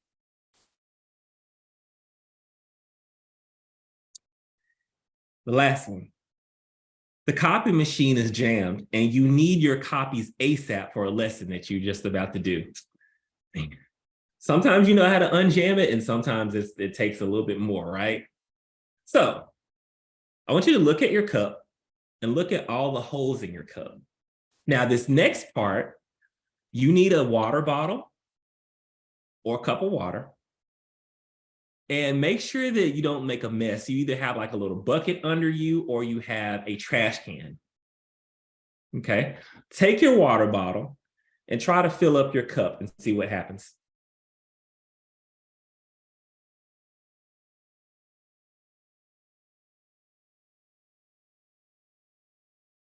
Does the water stay in your cup? No, right? So that's what you're taking home to your families. So think about it, though, that stress that you're going throughout the day, if you don't do things to like take care of yourself, you're taking that home to your families, and you don't have anything left to actually take care of your own family, your own friends, or your pets. So that's step one. And it's a powerful demonstration of the things that we actually take home to our own, in our own personal lives, if we don't work with that, if we don't deal with that compassion fatigue. So step two, now you need some tape, preferably masking tape, but it doesn't matter, and a Sharpie or a pen. Now, if you poked one, two, we had 6 scenarios, so you may have 6 holes. You may have less than 6, but you may have at least 6 holes. What you should do now is take a piece of that tape and write a coping skill that you can do to prevent those issues.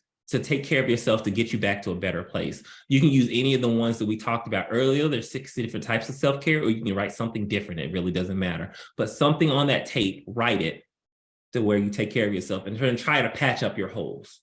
So I'll give you a moment.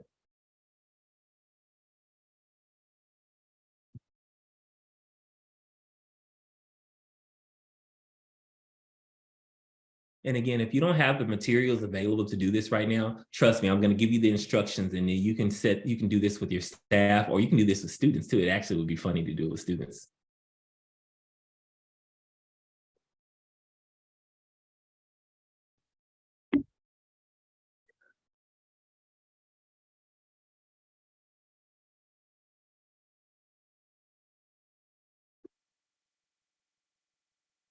Okay. For the sake of time, let's say that you put 6 pieces of tape and 6 different self-care things, examples on that tape. After you patched up the holes, now take your water again and try to fill up your cup one more time.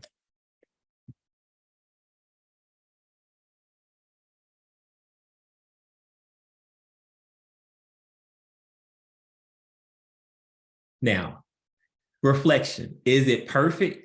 No. But is it holding the water a little better than it was before? Yeah, right? It should. So that's the whole purpose for us taking care of ourselves. That's why we do self-care. That's why we get to a point where we don't take our work home, or we don't take our stresses home from our students, our staff, and our families. Being helping professionals, being counselors, we deal with a lot of different things, and it's important to feel empathy for our students, but again, you have to learn how to set a boundary so that you don't take that home to your own and it bleeds over into your personal life. So again, this is an activity that you can use with your families or your students, or you can do this with your staff just to show them that these are the things that they're taking home to their own families. So it's really fun, it's really simple, and you can get this and do this with your staff meeting. Yes or no? Is this something you want to do, you plan on using when you get back to your campus as a really quick way to show your staff how to take care of themselves? Awesome, that's cool. And I'm gonna give you all the instructions too, and you can modify it to make it work for you. Awesome. Yeah, great for students too, exactly. It's great for students because I don't think our students, like I'm speaking from personal experience, our students don't really know the things that they need to do to take care of themselves. Sometimes they're just on the go for so much. And our kids are resilient, they have grit, but they deal with so much. And sometimes they do not deal with it in the most helpful ways. And so they blow up and they make poor decisions. So this is a good way to show them how to take care of themselves proactively before things happen. Awesome. All right, the next activity we're going to do, you can also do this with staff, or you can do this with yourself. It's called a life wheel. The Wheel of Life is a great tool to help you improve your life balance. It helps you quickly and graphically identify the areas in your life to which you want to devote more energy and time. It helps you understand where you might need to cut back. So there's a couple different versions of this. But basically what you do, it gives you things like, for example, health and fitness, and it has you to rate it on a scale of 1 to 10 on how important it is to you at the current moment. And be honest with yourself. So let's say you rate something as a 4, but you need to get better at it. It's just a good way for you to say, you know what, oh, wow, this is something I need to prioritize a little bit more. So this is an example of the picture. We're going to take a moment and we're going to do our life wheel too. So there's a QR code. If you have your phone, you just scan it.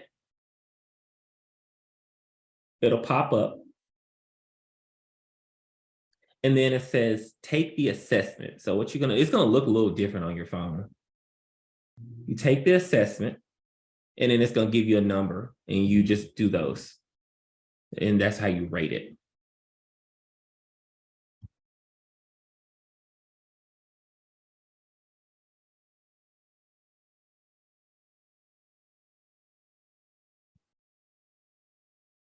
And it may take a little bit of time. I just wanted to show y'all that we don't have to actually do this one right now, but I want to, you'll get this too, so you'll be able to do this later on, because I want you to have some time to reflect on it. But this is just an example of another activity you can do with your staff. You can do this with your students, especially older students like high school or even upper middle school, but it's a great way for them to see what they need to focus on and do better on. It's a great self-reflection tool. So again, you will get access to this too in the resources from later on, but it's really quick too. It doesn't take long. So this is a great way to open up your staff meetings, especially if you're thinking about PD over the summer, like when we come back for in-service right before school starts. This is a great way if you have a couple minutes to do an activity with your staff, either one of these, the cup activity or this one. These are great. So now let's talk about some things that you can do, not just for your students, but I put students on here because we work with students, but you can also do this for yourself and your families. These are some tier 1 interventions. So one thing that I plan my lessons a couple different ways, but one way that I do plan them is I have like weekly themes or daily themes. So Mondays, we do like Mindful Monday or Motivation Monday. They can be either one. We do Tip Tuesday, Wellness Wednesday, Thoughtful Thursday, or Fun Friday. So I'm going to give you a real life example of what you can do, and you can share with your students and your staff. So this is something that I sent out to throughout different points of the year. It's a staff newsletter, and it's a template, and I'll give you this, and you can edit it, and you can make it yours, and you can like revise it. But what I do is I would send this out to staff, and just different ways. So on Monday, different coping strategies. I gave them a very brief example of what it is.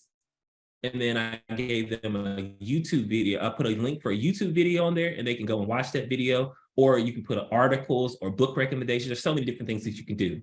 For Tuesday, for Gratitude Tuesday, we talked about the importance of gratitude and showing appreciation for yourself and the things that you are going through. And it's a good way to just kind of take a step back and be thankful for something that is going good in your life. And then there's a link on the bottom too, it just cut off. There's a link to an article that they can read. These are really short things. I tried to be very mindful of educators' time. And these are voluntary. You don't have to do any of these things, but if you're looking for ways to increase your mental health and your staff, this is an easy way to send that out. And then we talked about wellness. So the first one, this was actually one of the first ones I believe that I sent out, because I gave them the 8 different things for wellness, which kind of go hand in hand with these 6 different types of self-care. And then for future newsletters, I gave them more examples of like one particular one. So like I was focused on emotional self-care and give them more examples of emotional self-care. So the beginning, I gave them all 8, and then the future ones, I would go into more detail. And for Thursday, I gave them a quote and different things, activities that what we can do to make our school a better place. And Friday is Fun Friday. I love Fridays. So we gave them a little scavenger hunt of different things. And at the end, I told them to take a selfie and post it there of something that they do for self-care. So again, you can send this out to your staff. And one way to encourage participation is if you send this out and you type at the bottom of your email, don't make the emails really long. Sometimes staff don't read long emails. I've learned this from experience. But you type at the bottom, reply with an example of something you do for self-care, and you can get a little prize. So that's how I encourage participation for them to either 1, read the email, and 2, for them to actually do these things to take care of themselves. And so when people reply, I would say the first person who replies will get a prize. And so when the secretary at our school replied first when I sent this out. And so I gave her a stress ball, and I gave her like some positive affirmation little cards. And so you just never know what kind of day that how you're going to increase someone's day or make them feel better with, 1, giving them examples of things they can do to take care of themselves, and 2, giving them a little prize and a little motivation for actually participating. And it's a great way for people to actually read your emails. So again, you will get a copy of this. You can change it around. You can change the icons. You can change the strategies. It's totally editable. I think it's a Word document. So it's really easy to share it out. I haven't shared the links to anything yet. You will get them later on. Heather is going to share them with you all. Mm-hmm. Hey, John, there was a question. Do you do this every week for your staff? I did for a while, and then I'm going to be honest, it fell off a little bit. But what I did was I increased it again during Mental Health Awareness Month for May. So I sent them out again in May. But during the first part of the year, I did do that weekly. But Realistically, if it's something you can commit to doing weekly, I say go for it. But if it's not something you can commit to all the time, then you still can do it sporadically as long as you plan for it. So it's up to you. That's the beauty of things like this. But good question. Thank you for sharing that. I must have missed that one. So again, you will get a copy of this and you can share it out. Now, as far as students, these are some resources that you can use, and I'll kind of go through some of them. So the thing about us is when we are counselors, we may have a program that we can use, different things like Character Strong, Second Step, different programs that we can use. But sometimes you work in a school where you don't have anything and you have to create your own things. And so these are some examples of things that you can use, not just for your students, but for yourself and for your whole school. So there's deep breathing exercises. Let me make sure it'll click.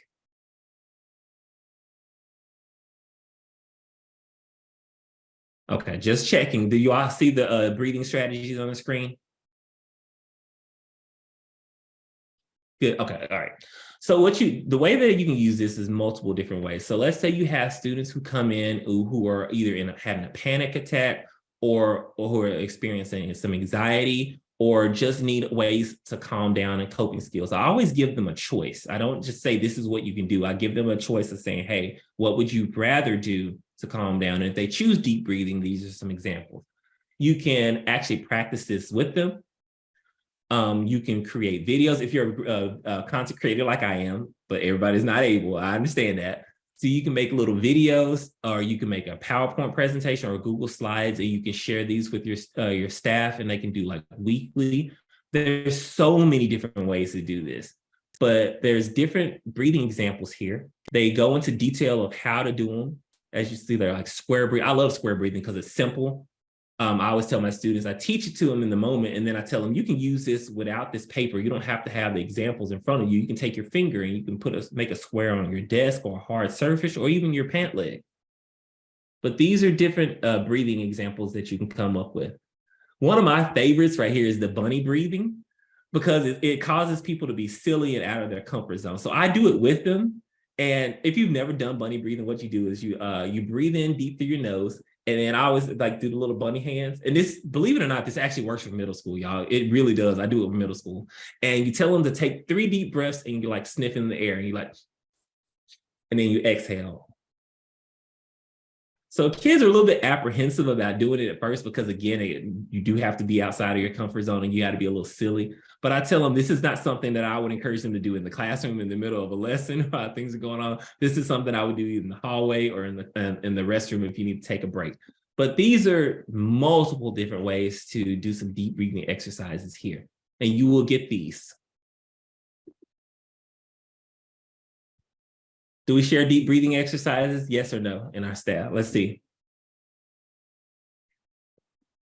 Also, what grade levels are we working with? Do we have elementary, middle, and high school here? Okay, good, perfect.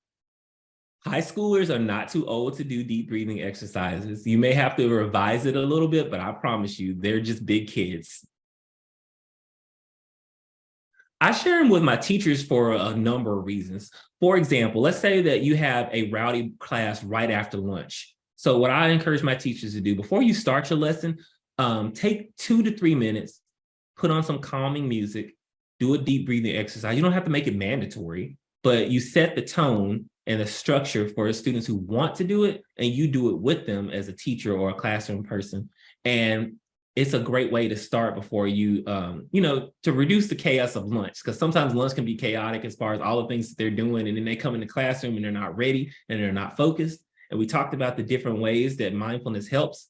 This is one, productivity. I do lots of deep breathing exercises with my K-3, but not with the staff. Staff need them too, y'all. When I share these with staff, we actually did them together and they really appreciated them. Now, everybody didn't do them, I'll be honest with you. It wasn't something that I made mandatory. I mean, I don't have that, power to make anything mandatory, but I suggested and I gave them the health benefits when we talked about reducing stress, reducing anxiety, increasing focus and productivity. And when they hear those different benefits, they're going to be more open to doing deep breathing exercises. So that's one way. If you have a staff and you're like, I don't think that they will do this, that's a way to like get their buy-in. You show them the benefits first. You do them with them so that they don't have any, they know actually how to do it. And then you share it with them and they encourage them to share it with their students. I was with elementary 22 years and taught deep breathing with my students there. Awesome, yes. So that's one way. If you're open to doing that with your staff, trust me, you might have some who are, have some buy-in, so that'll be good. All right, so let me close this out. Get back to the good slide. Hold on, y'all.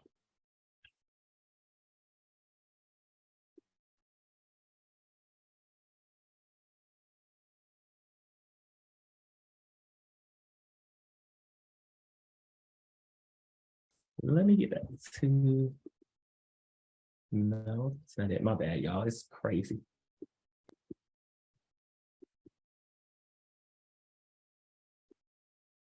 Oh, I'm gonna have to share my screen again. All right, hold on, y'all. Sorry. Take a quick pause. While we're working on this, drop in the chat, is there a specific deep breathing that you really love that's worked with your staff? Share that here.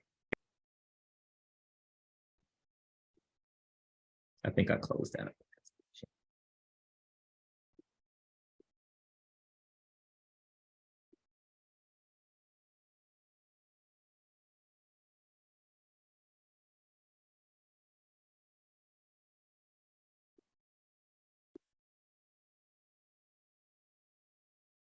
Or a specific coping skill that you know has worked that you enjoy. While I'm getting this pulled up, the next one I want to talk about is positive affirmations. So the way that I do positive affirmations is very, very simple, but it's very powerful. I send them a list. There's this one that you can find, I forget the creator, but on Teachers Pay Teacher, it's free. And it has like over 100 different ways that you can do positive affirmations. So what I did was I created a very simple Google Doc, very simple. Copied and pasted some examples of positive affirmations, and then I shared them out with the staff. Now, I encourage them to, they can do this a number of ways. They can pick a daily affirmation or they can pick a weekly affirmation. Again, share this 1 to 2 minutes before they do a warm up and have the students pick their own for the day. And then encourage the staff to pick their own positive affirmation. And it's a simple way to increase self-care. And it's really, really simple. I mean, it doesn't take but a couple minutes. You may have teachers who are a little bit more protective of their instructional time. But again, if you can talk about the benefits of doing and sharing these activities and share that, hey, they take 1 to 2 minutes and they're powerful, they will be more open to do that. Okay, here we go. Sorry, y'all.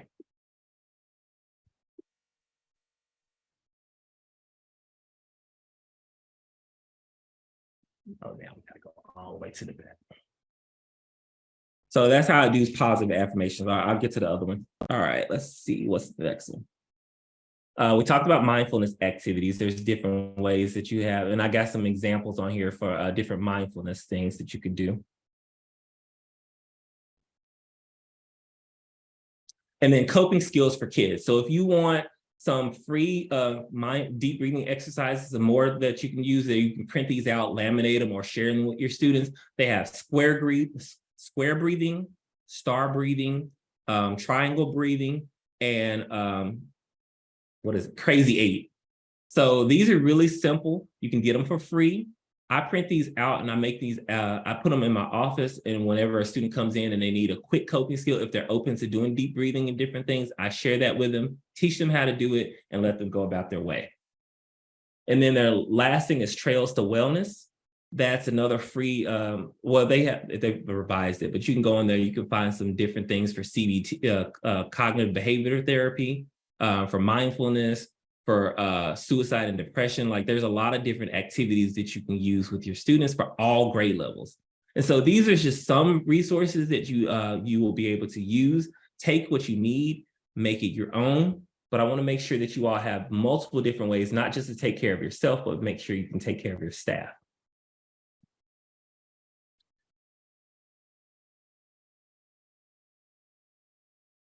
All right. Before we take the survey, do we have any questions? I would love to hear if you have any questions, if you have any comments about anything that we talked about in this presentation. I would love to take a couple moments to answer some questions. And if you don't have any questions, if you can go ahead and take the survey, it's really quick. And it's a Likert scale, just like you see here, on a scale of 1 to 4 or 1 to 5. You can either type in this right here, and I'll actually put it in the chat too, or you can scan this QR code and fill out this quick survey. It will really help me out to get the feedback from you all, and just so I can make revisions if I ever need to. Or you can also type in questions or comments, and you can leave your contact information, and I can get back to you directly. I can't keep my activities lessons organized. Any suggestions? Awesome. Yes. So if you watch that video that I'm going to share with you, I'll link it in the resources too. But I talk about 6 different ways to stay organized. That video will actually help you out quite a bit. Another question: how have you engaged families with these topics? That's a really good one. That's a really good question.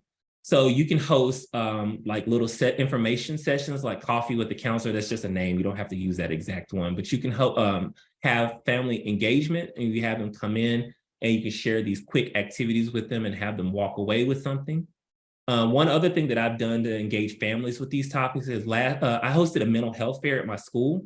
It was really easy to organize, I promise you. It sounds like it was a lot, but it really was not. I got some teachers to volunteer to host mental health booths. Like some of them did mindfulness activities, some of them did like positive affirmations. One teacher went the extra mile and she bought her blender and she made smoothies. So what she did was she talked about the health benefits of different fruits, and she made smoothies for the students. They gave them samples and they could drink it and then talk about like how it would help their mental health. I was like, that was really good. I went in there and the smoothies were delicious too. And so if you get engagement with your community and your staff and you plan this in advance, you can do a mental health fair. And I invited the families too. The families absolutely love this event. I also have a video on how I planned that event too. So if you ever want to know how to do it, because it's really easy. It sounds like it's a lot, but it's really easy. If you search my Counseling with Mr. B YouTube, you'll find mental health fair video, and it talks the specific steps on how to plan that. What role does your admin have to promote these topics with staff? So as you know, as counselors, we're mental health professionals, but you also can partner with your admin staff so that they know exactly what topics you're going to do for PD. And there's so many different ways to do that. It depends on the support level of your admin, but they can also help with the social emotional part of it, as far as like encouraging staff to share the things. But again, it really depends on how you promote it and how you roll this out. That's a good question too. Any other questions or suggestions? I'm gonna put back on the, okay, it's still up here in case you needed the survey.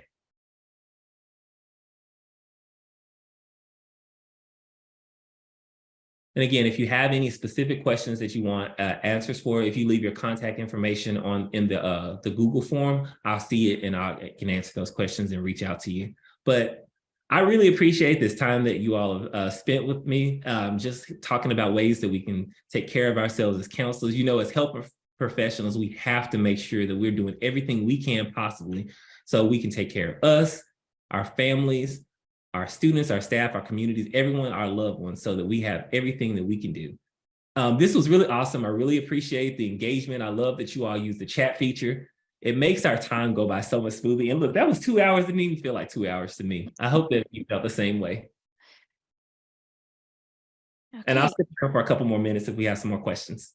Yes, make sure you put questions in the chat, please. Thank you. John, yeah, I can say this has been very useful because I could see a lot of these, your research and some of your different ideas and your activities being used with the different stakeholders, not just with staff, but like you mentioned, how start engaging families with some of these topics, especially to start promoting more of that positive mental health and what true self-care is. So this has been very easy to use, and I know we all love the word free. So anything free we can get, it's amazing. So also, one last little nugget, y'all. If you heard a lot of great ideas from this, don't feel like you have to do all of it. Take 1 or 2 things that you say, I definitely want to do that. and focus on those and then build from there.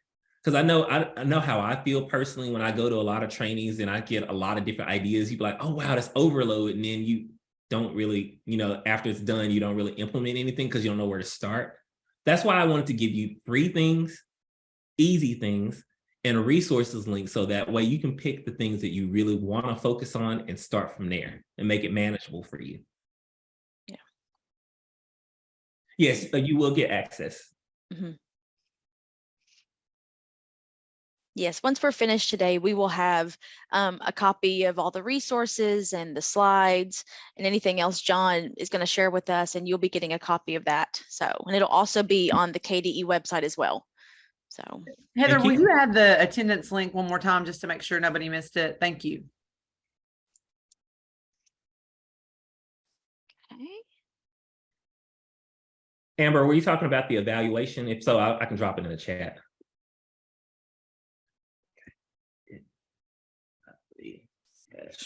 No, I was talking about the attendance record. Thank you. Oh, okay, great. Yeah, and Amber, I just shared it with you just in case. And then it went to everyone too. Thank you. I got it. Okay, awesome. Thank you. All right. Anything else for John?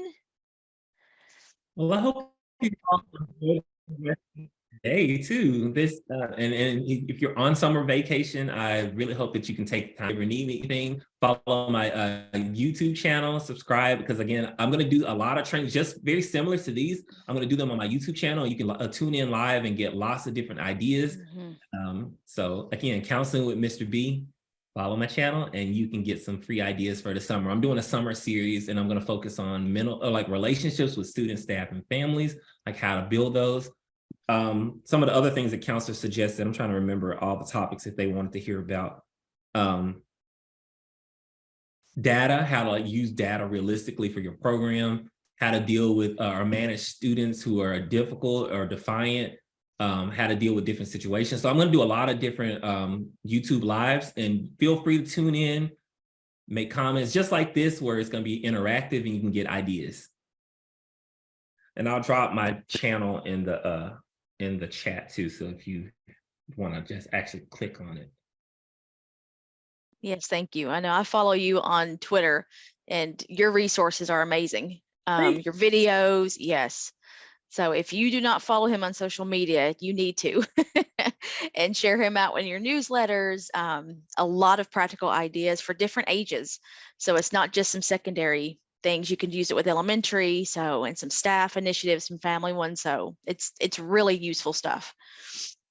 I know what, let me put it back on the screen. But if you all have any other questions, I also have a Facebook group if you can. It's called the Learning Lab. So I share other resources in there. So there's multiple ways that I share resources with counselors, because I want to make sure that we have everything we need to make sure that we can, share with our community. But if you search the Facebook and find the Learning Lab, it's a group chat that I created. So with the other counselors, and you can network, get ideas, and check the file section and get different resources for free too. So let me go back and put all of that here on the screen. And John, when you share your resources, there's been a couple ask about suggestions for buy-in from older teenagers with some of the mindfulness activities. And then somebody else asked for suggestions for some negative staff on how to get them to buy in with using this with your students as well.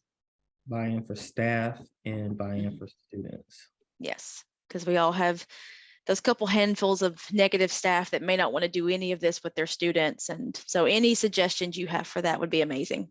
Okay, specifically for students, I know I have something available. I wrote a blog post about this, and I created a very short video of different ways to engage secondary students specifically, but it can work for any grade level, but how to engage them in mindfulness and deep breathing and social emotional learning things. Because I know that a lot of times those teenagers, they think, hey, I'm too cool for this, or this is not going to help me. There's ways that you can get them involved. So I will share that in there. I'll add that to that. If you want to check out the blog post and the video, that's good.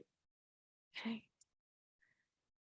But yes, All right, any other questions before we move on? I'll put my channels back up here. So if you want to follow me, I'm very active on Instagram, YouTube, and Twitter. I'm trying to be better about TikTok, but it's like, I feel like it's overload. But definitely follow my Instagram and subscribe to my YouTube channel. I really share a lot of things there. And I'm trying to build my community and network. And I always take ideas from you all. So when you give me, you need something, I will make a video out of that. Okay. Okay. Bethany asked on Facebook, there are 2 learning labs. The one that says Educators and Mental Health Professionals United. Yes, that's the correct one. Okay. Thank you. And you can check the file section in there. There's a lot of free things that you like, PowerPoints, presentations, or things that you can, resources in that too. So feel free, have fun. But again, thank y'all so much, Kentucky counselors. This was amazing. And I really, really appreciate the time and engagement that you all have shared. Okay, well, we appreciate you, John, being here, especially in June when your school year's over. So this has been great. And so we really appreciate it. So we're going to take some time now and we're going to actually try the breakout rooms to see if we can collaborate and kind of reflect about all the resources and ideas you just shared with us. So yeah, so we really appreciate you being here. Awesome. Well, I'm here. If you ever need me, I'll be in touch. Okay, have a good summer, John. You too. And I'm going to add to the resource link. So I shared it with you, but I'm going to continue to add, because it's just a Google Docs. I mean, a Google thing. So it can. Okay. All right. Thank you so much. All right. Bye, y'all. Have a good day. Okay. Bye, John. All right. Okay, everyone. So we're going to shift to, we are going to attempt, let's see, some breakout rooms. I think we have it fixed. We're going to try it. All right, let me get the right screen up. Okay, and make sure that you stretch. We're in our last hour, so that you're stretching, standing up, getting some water. Okay. All right, there we go. Okay, so, and of course you're going to get the slides, but it always has my email if you ever need anything beyond just the cadres, of course. And then you will get his resources and his links, as he shared a lot of different ideas for you all to use moving into next school year. So the next thing we want to think about is we're going to attempt the breakout rooms because I want to make sure you all get time to kind of process. We just spent 2 hours being engaged and listening to all his activities, his ideas for all these different stakeholders and understanding when to use it, how to use it best. And so I want to split you all up into some breakout rooms of about 12 to 13 people. So it's a small group. And I'm going to share a link for a Google Doc.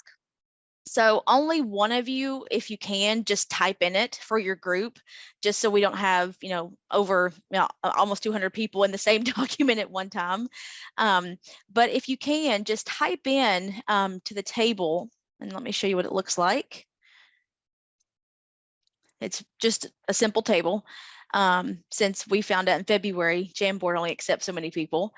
So you'll just start with self-care for you. So in your group, just take a couple minutes when you go into your breakout rooms just to write down anything that stuck out to you that you want to make sure we capture in this document that you will all get, of course. And if there's another resource or an activity that you do, if you want to share the link in there, that's perfectly fine. Because I want you to have a lot of tools and resources going back that you can implement immediately going into next school year of which one you think you want to do. And of course, there's staff. And then for self-care for students, I've split that up for elementary and secondary. Some may be used for both, but some may be more development appropriate for depending on the age that you do have. And then, of course, for your families. So anything you'd like to add for the whole group and that we can share out, it would be amazing because we want to make sure we capture what John has shared and then add anything else that works for you, that you have found for your families or your students that you really like and you get results from. Okay. All right. So I will share the Google link. Let me see. Where's my thing? Let's see. Well, I've got to find the chat. There we go. It wouldn't pop down for me. Okay. So that's the Google Doc that you will type in. And again, when you go to your breakout rooms, just have 1 or 2 people type in it. You all don't need to type, okay? Just to save time and not to crash it like we did with the Jamboard. Okay, so we are going to attempt to try the breakout rooms. And so just any ideas that you have for all 4 of those stakeholders. And if you do have a question you'd like further clarification about, type it in there as well, because I can ask John to send us something else, or somebody else in your group or in our larger group may have some ideas to send to you. Okay. All right. So let me find the breakout rooms and we will try this one more time to see if we can get into it. Okay. And then I will bring you all back. Let's take 12 minutes and then see if that gets us enough time. Okay.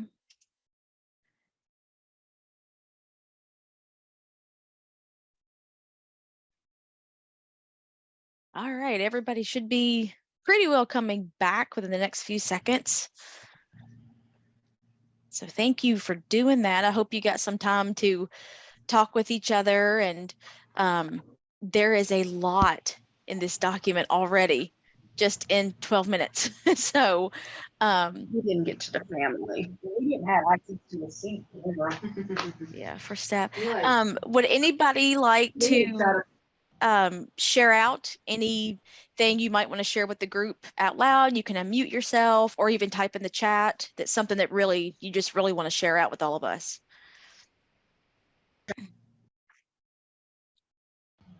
One of the things in the group I was in, the self-care for staff, someone mentioned, and they may want to speak to it, but I didn't know if they would or not without me bringing it to the attention. They had their students write on stars, and they were very intentional with their words. And they said, you know, they would give those or put those up on display. And they said the cafeteria worker, there was one that got the most stars out of their school. So they had an article written about that, and in the newspaper, and it was just really a big deal. So if they want to finish up, or if I left something out there, feel free. But I thought that was just awesome for everybody involved.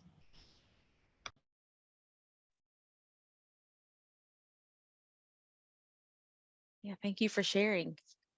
Heather, one thing that was shared in our group for self-care for themselves, when the presenter was speaking, I don't know about others, but when he said he leaves work at work, that in itself can cause me anxiety. If I have a lot to do, I would worry all night about what I got to do the next day.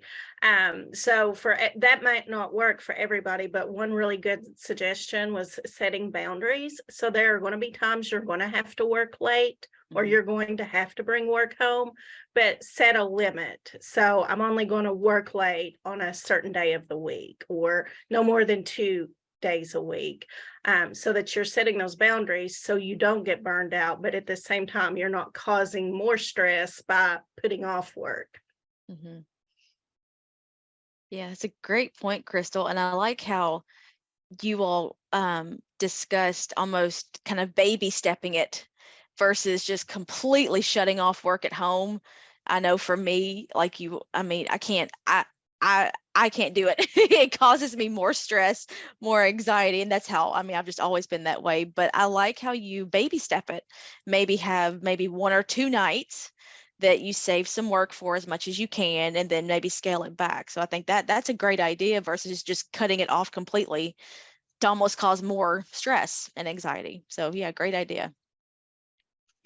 Well, and I wanted to echo off that too, when we were talking about that in our group a couple of years ago, when somebody had shared that in a training, and I had one of our teachers come up to me after the training, and she said, "Thank you. It's not that I needed your permission to do those things, but you almost gave me permission to say, you don't have to stay late. You can go home, or you can do this."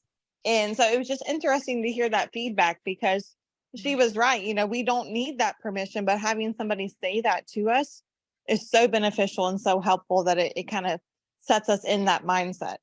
Mhm. Yeah, thank you, Corinne. Okay. Anyone else want to share something your group mentioned?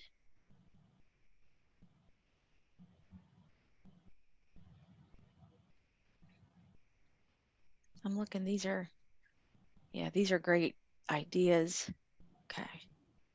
Okay. Well, if you want to add anything else, of course, you can put it in the chat.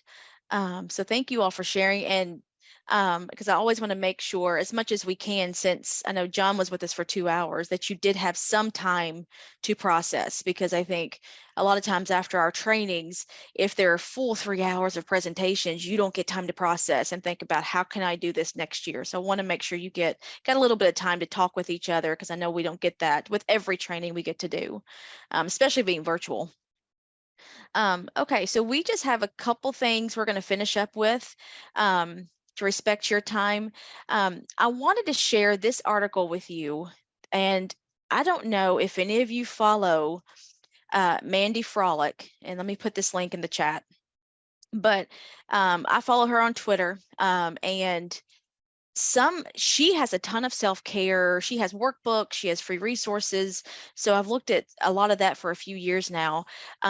But a few of her articles lately have really started shifting some perspective and some paradigms. I know one I read about coping skills probably about 3 months ago really kind of blew my mind about how we tell students to regulate, but we never take care of the staff. And it's almost like the staff has to shut down their own emotions, their own feelings, to ensure students regulate, where they don't take care of themselves, and it causes more stress and more escalation versus co-regulating. It was very interesting. But this one, she actually just came out with this, and I know it's from a couple of years ago, but she just retweeted it. And I thought with our training today, it was kind of perfect timing. So I share this with you, and we're not going to read through all of it, obviously, but this is a great article, and it's a short read, takes maybe 2 or 3 minutes, that you might share with your administrators, because as counselors, we're always looking at systemic change. With our use of time, with what we do with students in our direct services, what meetings we are, a part of and having a leadership role in. So we're always advocating, but systemic change is where a lot of our voices and our questions, that's what starts shifting. And so this article really goes beyond, this is self-care. These are some, of course, she gives strategies and resources, but I really like how she talks about it is a systemic shift. So all of these things we've done today, you all are going to go back and do amazing things with your stakeholders, and, in addition to what you're already doing. But this is a conversation to start having with your administrators, even at the central office level, about true systemic change and what self-care will do for us and what it really looks like versus taking a bath, going for a walk.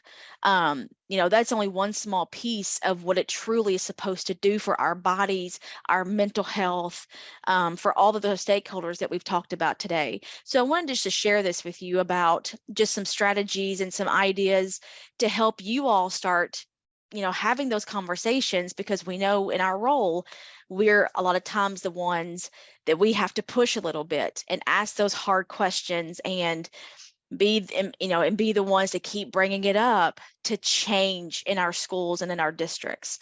So I wanted to share that with you just as a resource you might consider if you do get some pushback, or just to help change the mindset of what self-care is supposed to be versus what I think the perception sometimes is, especially now. So anyway, so that's a quick read for you all. Just want to make sure you saw that. So just a couple of things I wanted to release and to update you all about. We do now have statewide use of time templates as of yesterday. My School Counselor Advisory Council and then the Kentucky School Counselor Association board members, they were able to pilot this and send feedback, ask questions. So we've had several people looking through this with different lenses and expertise levels. But you have, if you need for your use of time, that we know our superintendents report every year by November 1. And this year we did have 100%, and those reports are on the school counselor website for KDE. If you ever want to glance at that, it will show your district and how you're doing and recommendations. I know I've been doing some trainings with it, moving already into this school year with superintendents and principals, to advocate for your time and seeing students. And what I've been asked a lot is there something the state can release just to help? And so here it is. You have 3 options. And again, this is not a mandate. This is not, you have to start using this.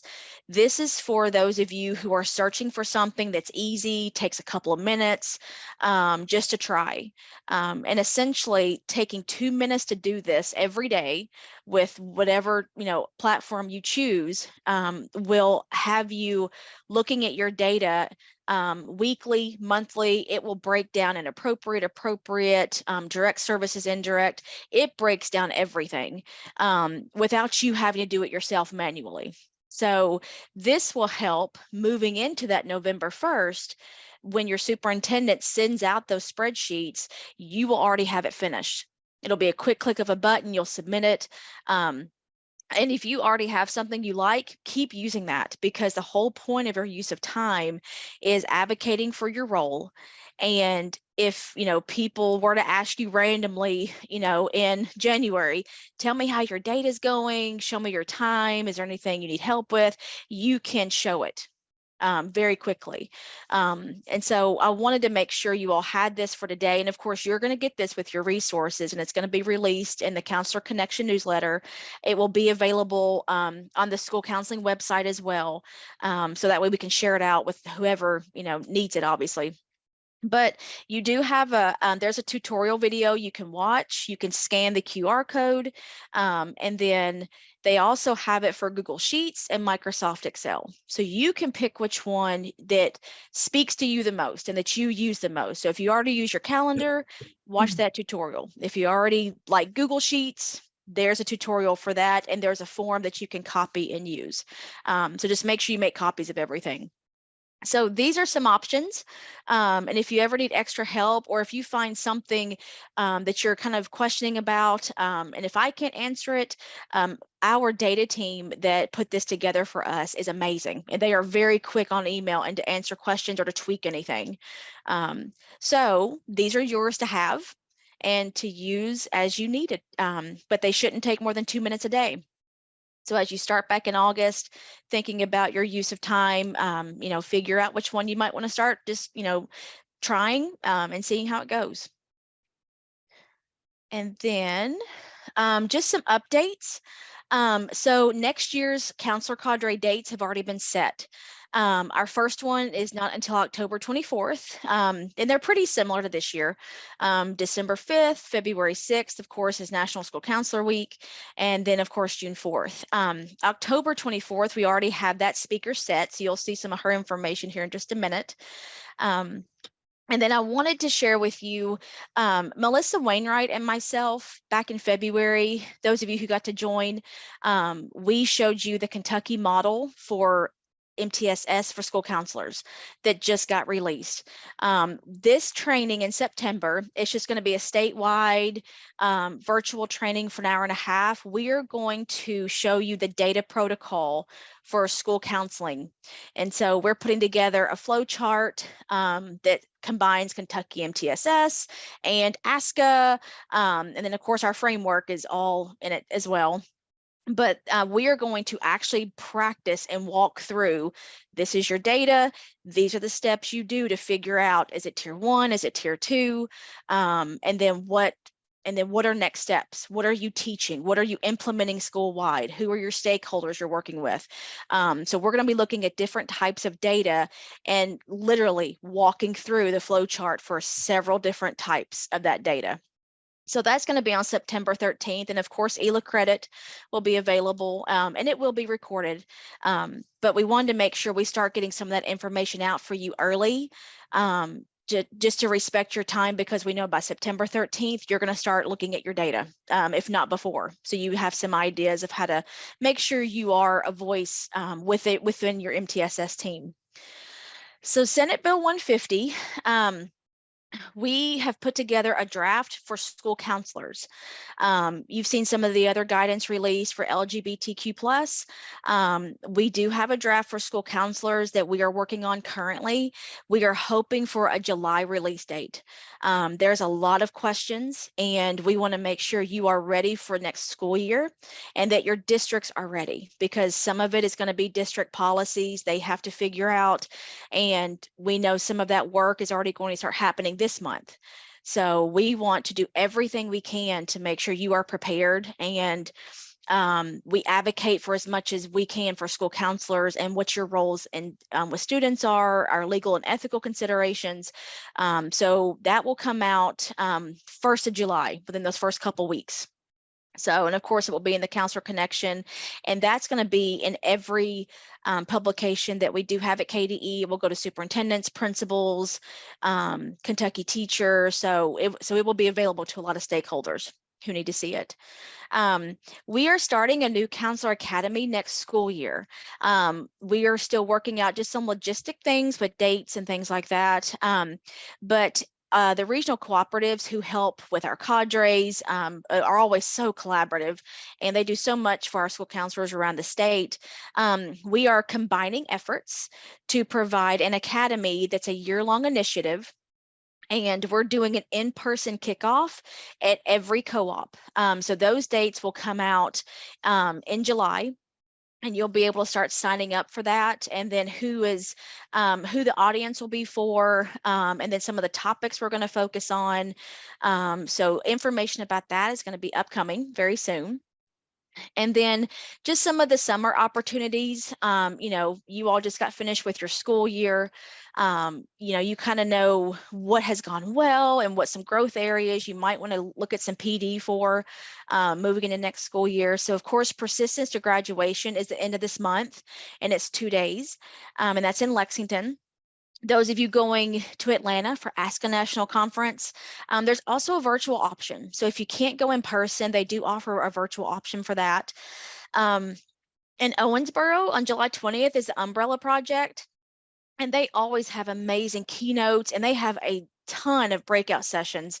I've got to go the past 2 years, and it is always amazing. CTE conference is July 19th through the 21st. The 21st is our counselor training for those 2 to 3 hours. And this year we are doing the ILP training. KAA is releasing a toolkit that's going to help with ILPs. It's going to be a free option for a lot of it. So we are doing some ILP training on that 21st, the counselor day. So if you have not signed up yet, you might look to do that. And they have some other counselor trainings as well during those 3 days. And of course, KASA for the Administrators State Conference is at the end of July in Louisville. They do offer some sessions that counselors could benefit from if you're a member, or if you just want to join the conference with some of your leadership team. They do try to have sessions for mental health, for social emotional learning, school safety, of course. So you might want to keep that in mind if your leadership team, discusses going. And then Ashley Wright, she will be with us in October. So I'm very excited we get to have her. She was the National School Counselor of the Year finalist last year. And she has several different presentations. It was very hard to pick, to be honest with you, but she's very engaging. And so this is going to start our year off next year, even though it's October, with just some counseling ideas for Tier 1, for strategies, lesson ideas, activities, and some things for us as counselors to build our leadership and our professionalism as well. So I'm excited that she'll be with us. And then don't forget, let me put this in the chat. I would love your feedback for topics for next school year. So if there's anything you would like to share about topics you would like to dive deeper into, new topics. I know we're looking to book speakers pretty soon. So I always want your feedback with how we drive our cadres and what is needed, just like we do with our counseling programs.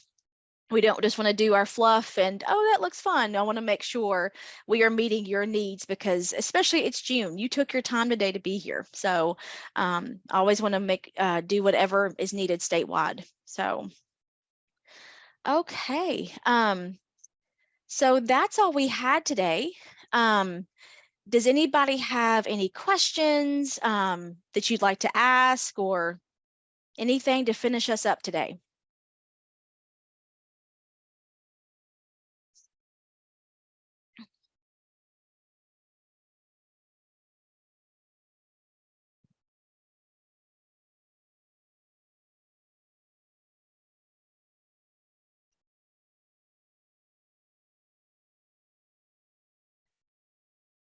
Okay. All right. So this will be recorded, like we discussed, and the video, and then all of these resources, they will be sent out very soon. It's usually a pretty quick turnaround. So be on the lookout for that from all the regional cooperatives. And then if you have any other questions over the summer, of course, email me about anything. Not just about the cadres, but anything else. I'm always happy to help. And if I don't know the answer, then I will for sure ask and find the answer. But yeah, but please enjoy your summers. Take time off, do some of the funner self-care that I know we talked about today, because you all for sure deserve it. And so come back rejuvenized for next school year.